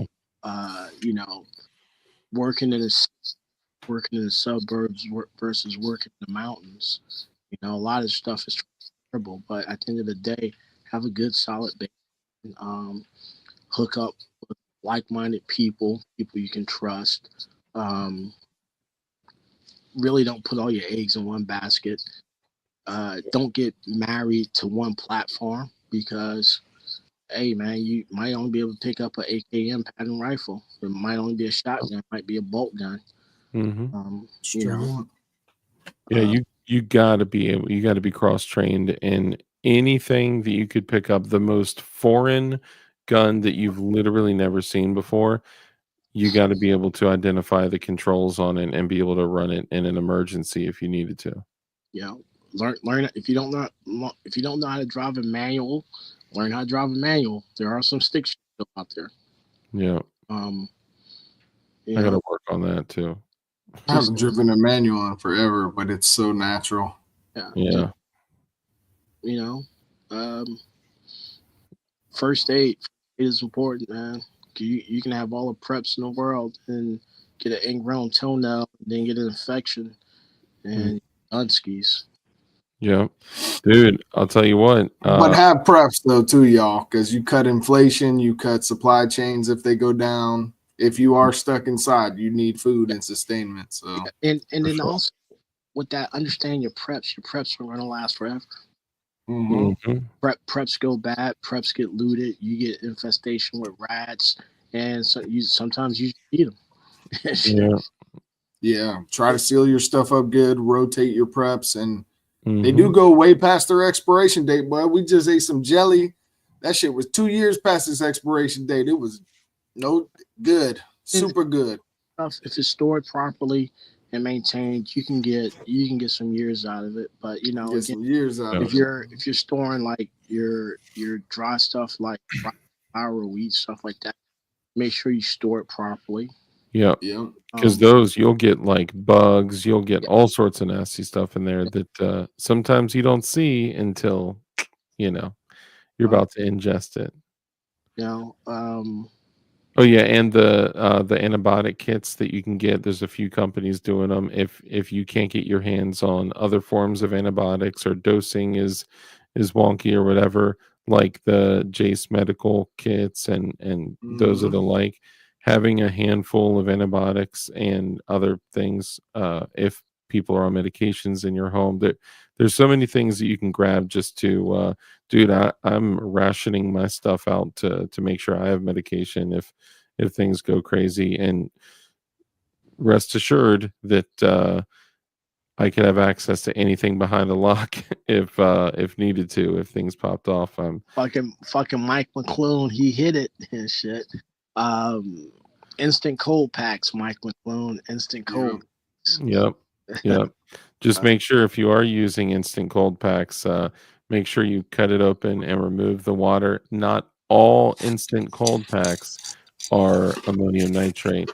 They it will say, they have to say, contains pure calcium ammonium nitrate. yeah. Just remember, it's best to have those things ground up to be homogeneous with aluminum powder if you are making reactive targets Trying like to think that. else, and again, Salt pita. uh, go try and find some of those old books and old manuals. Like the dudes that on the wagon trains that went west and shit. Look at how like they salted food and preserved Mhm. it, everything else. That knowledge is Yeah. still it's getting hard. That book, The Lost Ways, is a good one. See, I kind of felt like that was like I felt like I was being sold for that. But dude, storing meat in lard absolutely is a solid way, 100%. You can Super also solid. use what kind of acid? Is it citric acid or Mm. there's a kind of acid you can treat meat with. I mean, it literally starts to like cook it, and it I can't remember what it's But called. ceviche, they put citric acid on it, put limes and lemons on it, and it cooks raw fish. Learn how Yeah. like to smoke meat, smoke fish. Hmm. If you're set up for that, a lot of this Get stuff. a dehydrator, bro. Nitric nitric acid. That's a You- different kind of stuff you can make with nitric acid. Yeah, but yeah, there's a lot of stuff that's still out there. And then just try it and shit. Don't buy the anarchist cookbook and fuck around and go 1 gram too heavy on something and be like, this just in, a fucking house exploded, and Hmm. Yeah.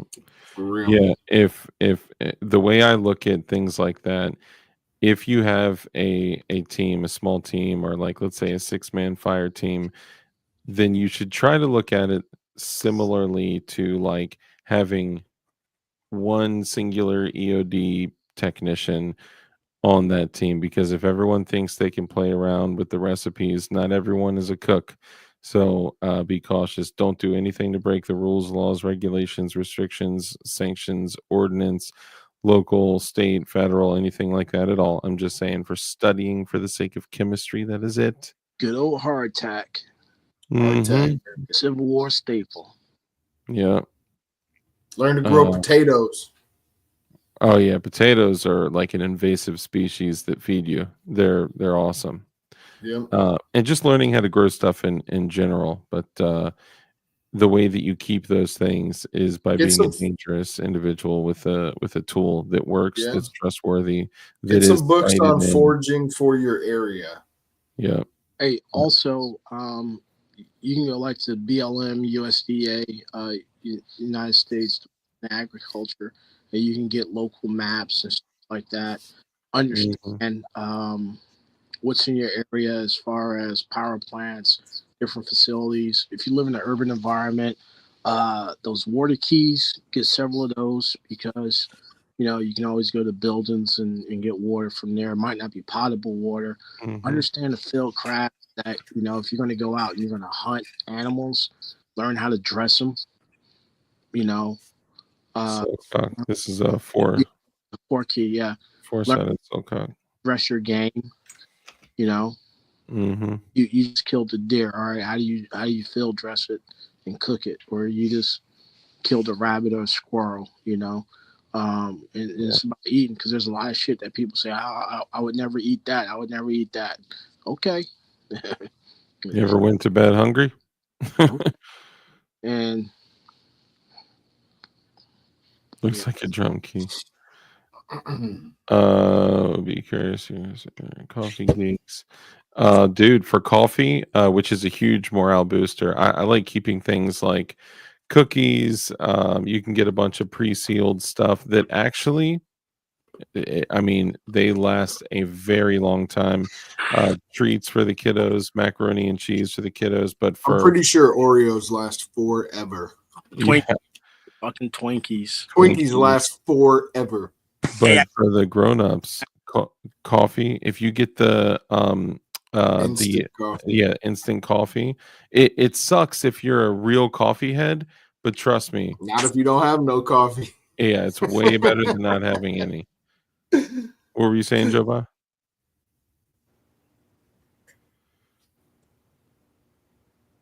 Joe Vacu, what were we saying? Oh, did he say he had to run? Well, yeah. Make sure you get your stuff tight. All right, that's what we're saying. There's so many little hacks and so many things that you can do to prepare in every way possible. But make sure, even if you're living in like the most terrible of situations, have things to take care of yourself and your kids, and have morale boosters, and board games, and things that are gonna kind of give you that little morale boost. Also, I'll give my final little hack that I like to do with my mags. With AR mags, I like the last 3 rounds of the mag to be tracers, so you can get a visual confirmation when you are running empty. When you're squeezing your trigger for those last 3 rounds, you get you get 3 tracer rounds coming out of that thing. That way, that you can go for your next mag as you're finishing that mag. And anyway, that's just a little thing that I like to do personally. You can come across tracers. Usually, you got to get them either at local spots, pawn shops, or I got mine on Gunbroker, and it honestly wasn't that bad. It was like $30 for 60 rounds or something like that. Yeah. So like speaking of that, right? How are you group decides to work it out? Just everyone be on like the same things. I know some people, they'll rock 7, 8, 9 full size mags. Their last mag is a 20-round mag, all tracers. Mm. So Just to burn it all down. so that guy's out. Mm. You know what I mean? That's smart. That's smart. That way, that they're about to be Winchester. They're about to be black on ammo. Word, dude. I appreciate that. It says DLD. Would you also have something like a deck of cards or an iPod type thing for any kind of morale booster? Absolutely. Even if you got a young one, anything that is going to take their mind off of all the tragedies that is surrounding you guys at that point, it's very, very important to do things like that, especially treats, games, things like that. Like we got to think of the young ones. And when you look at a board game, you're like, dang, that board game is massive, dude. If you take all the contents out of that ridiculous box and put it in a Ziploc bag, it is way smaller than and even if you gotta cut a Monopoly board in 4 squares and then you know put it together when you're playing it, whatever you got to do, it's you can get creative with it. But that's all I got. Gentlemen, go ahead and give your final shout outs. Remind everybody who you are, what you do, where they can find you, and and also don't be gay, don't do butt sex, and stuff like that. Because butt sex is really gay, and I don't recommend that anyone does that. And follow Christ, because the more that all of us are Christ-like, the better that the world is going to be. So, Red Dawn, you want to go first? Red Dawn Readiness, Instagram, YouTube, Christ is King. Stay prepared. Appreciate that. Joe Vacu. Yeah, just like I said, I don't have any content on my YouTube channel. I'll put some up there. I drop a lot of stupid stuff on IG. If you guys got any questions, man, just hit me up. I'm willing to share everything I can share, and then also point you, in the right direction with resources, and just try and be a good person. I mean, Yep. get mentally and morally and physically fit, because your body can be strong, but if you fall apart, it goes to shit. Yeah, very true. The other interesting thing is a machine that does not move gets all rusted and corroded and broken down. Your body is a machine, so the more it moves, like when I first started doing like the jump rope in and walking 2 miles a day and stuff, like it like really honestly kind of like hurt at the beginning. Like I was almost 300 pounds, and walking 2 miles a day, jump roping for 10 minutes a day with a weighted jump rope. After like a day or two of jump roping, all of a sudden my knees stopped hurting as much. All of a sudden my hips and back stopped hurting as much. The more your machine moves, the better off you will be. Move, Synovial fluid. yeah, seminal fluid. Yeah. Synovial. Yeah, no, I'm kidding. Yeah, so I mean, make sure that it get moving. It sucks, in the beginning, but afterwards, you couldn't imagine that you weren't doing that before. So You got a problem with packed on a few pounds, your bones ache. Do some low impact stuff at first. You're not saying get out and run a marathon in 2 weeks. Hit the pool, get a bike, like you said, start moving, loosen up those joints, and it becomes easier over time. Honestly, one of the slept on things, man, is dynamic stretching and doing like a full athletic warm up. When you're not in great shape, just that alone can be a workout. Yeah, very good point. Yeah, and just remember as we close this out, the only ones of us who have seen the end of war are dead. So you can expect war to continue. You can expect men to be warring, usually over power, control, and money. And I don't anticipate that changing anytime soon. So I think that's actually a quote from Plato who says, "Only the dead have seen the end of war." So remember that and prepare accordingly. We cannot let oppressors win. So, yeah, make sure that you keep your ish tight. It's super important. So, as we close here, guys, remember, I appreciate you all so much. The viewers are everything, the meat and potatoes and the bones of this channel, and we're here for you guys and because of you guys, and I'm grateful for all y'all. And just remember that just like we talked about, like that which gets measured gets improved. You have to set up your own metrics, standards, expectations for yourself as a man, as a leader. And some of the rules that I like to share with you guys at the end of each show are: rule number 1 is to be kind. It's so important that we're kind in everything that we do. That brief interaction that you have with somebody else could have a massive impact on your life. So be kind on their life. So be kind. Rule number 2 is to live a life of care, compassion, contribution, give to others. When you bless others, you become blessed, because the hand that's open to give is open to receive. And rule number 3, because we know the only way for us to defeat evil is with good men skilled in violence, make sure that you're becoming as highly skilled in violence as you possibly can be. Be safe, be dangerous, and keep that thing on you. And with that, ladies and gentlemen, we are out of here. Thank you, Joe Q. Thank you, Red Dawn. Remember, Christ is Lord, Christ is King. He just wants a relationship with you. So reach out to him. He's waiting for your call. And we will catch y'all on the flip side. Peace. Have a good one. You have a good one too.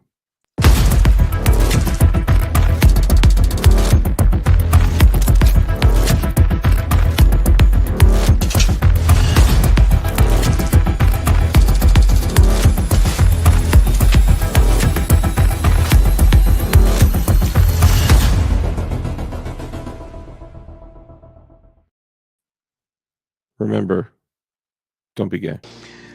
Oh, no. No. No.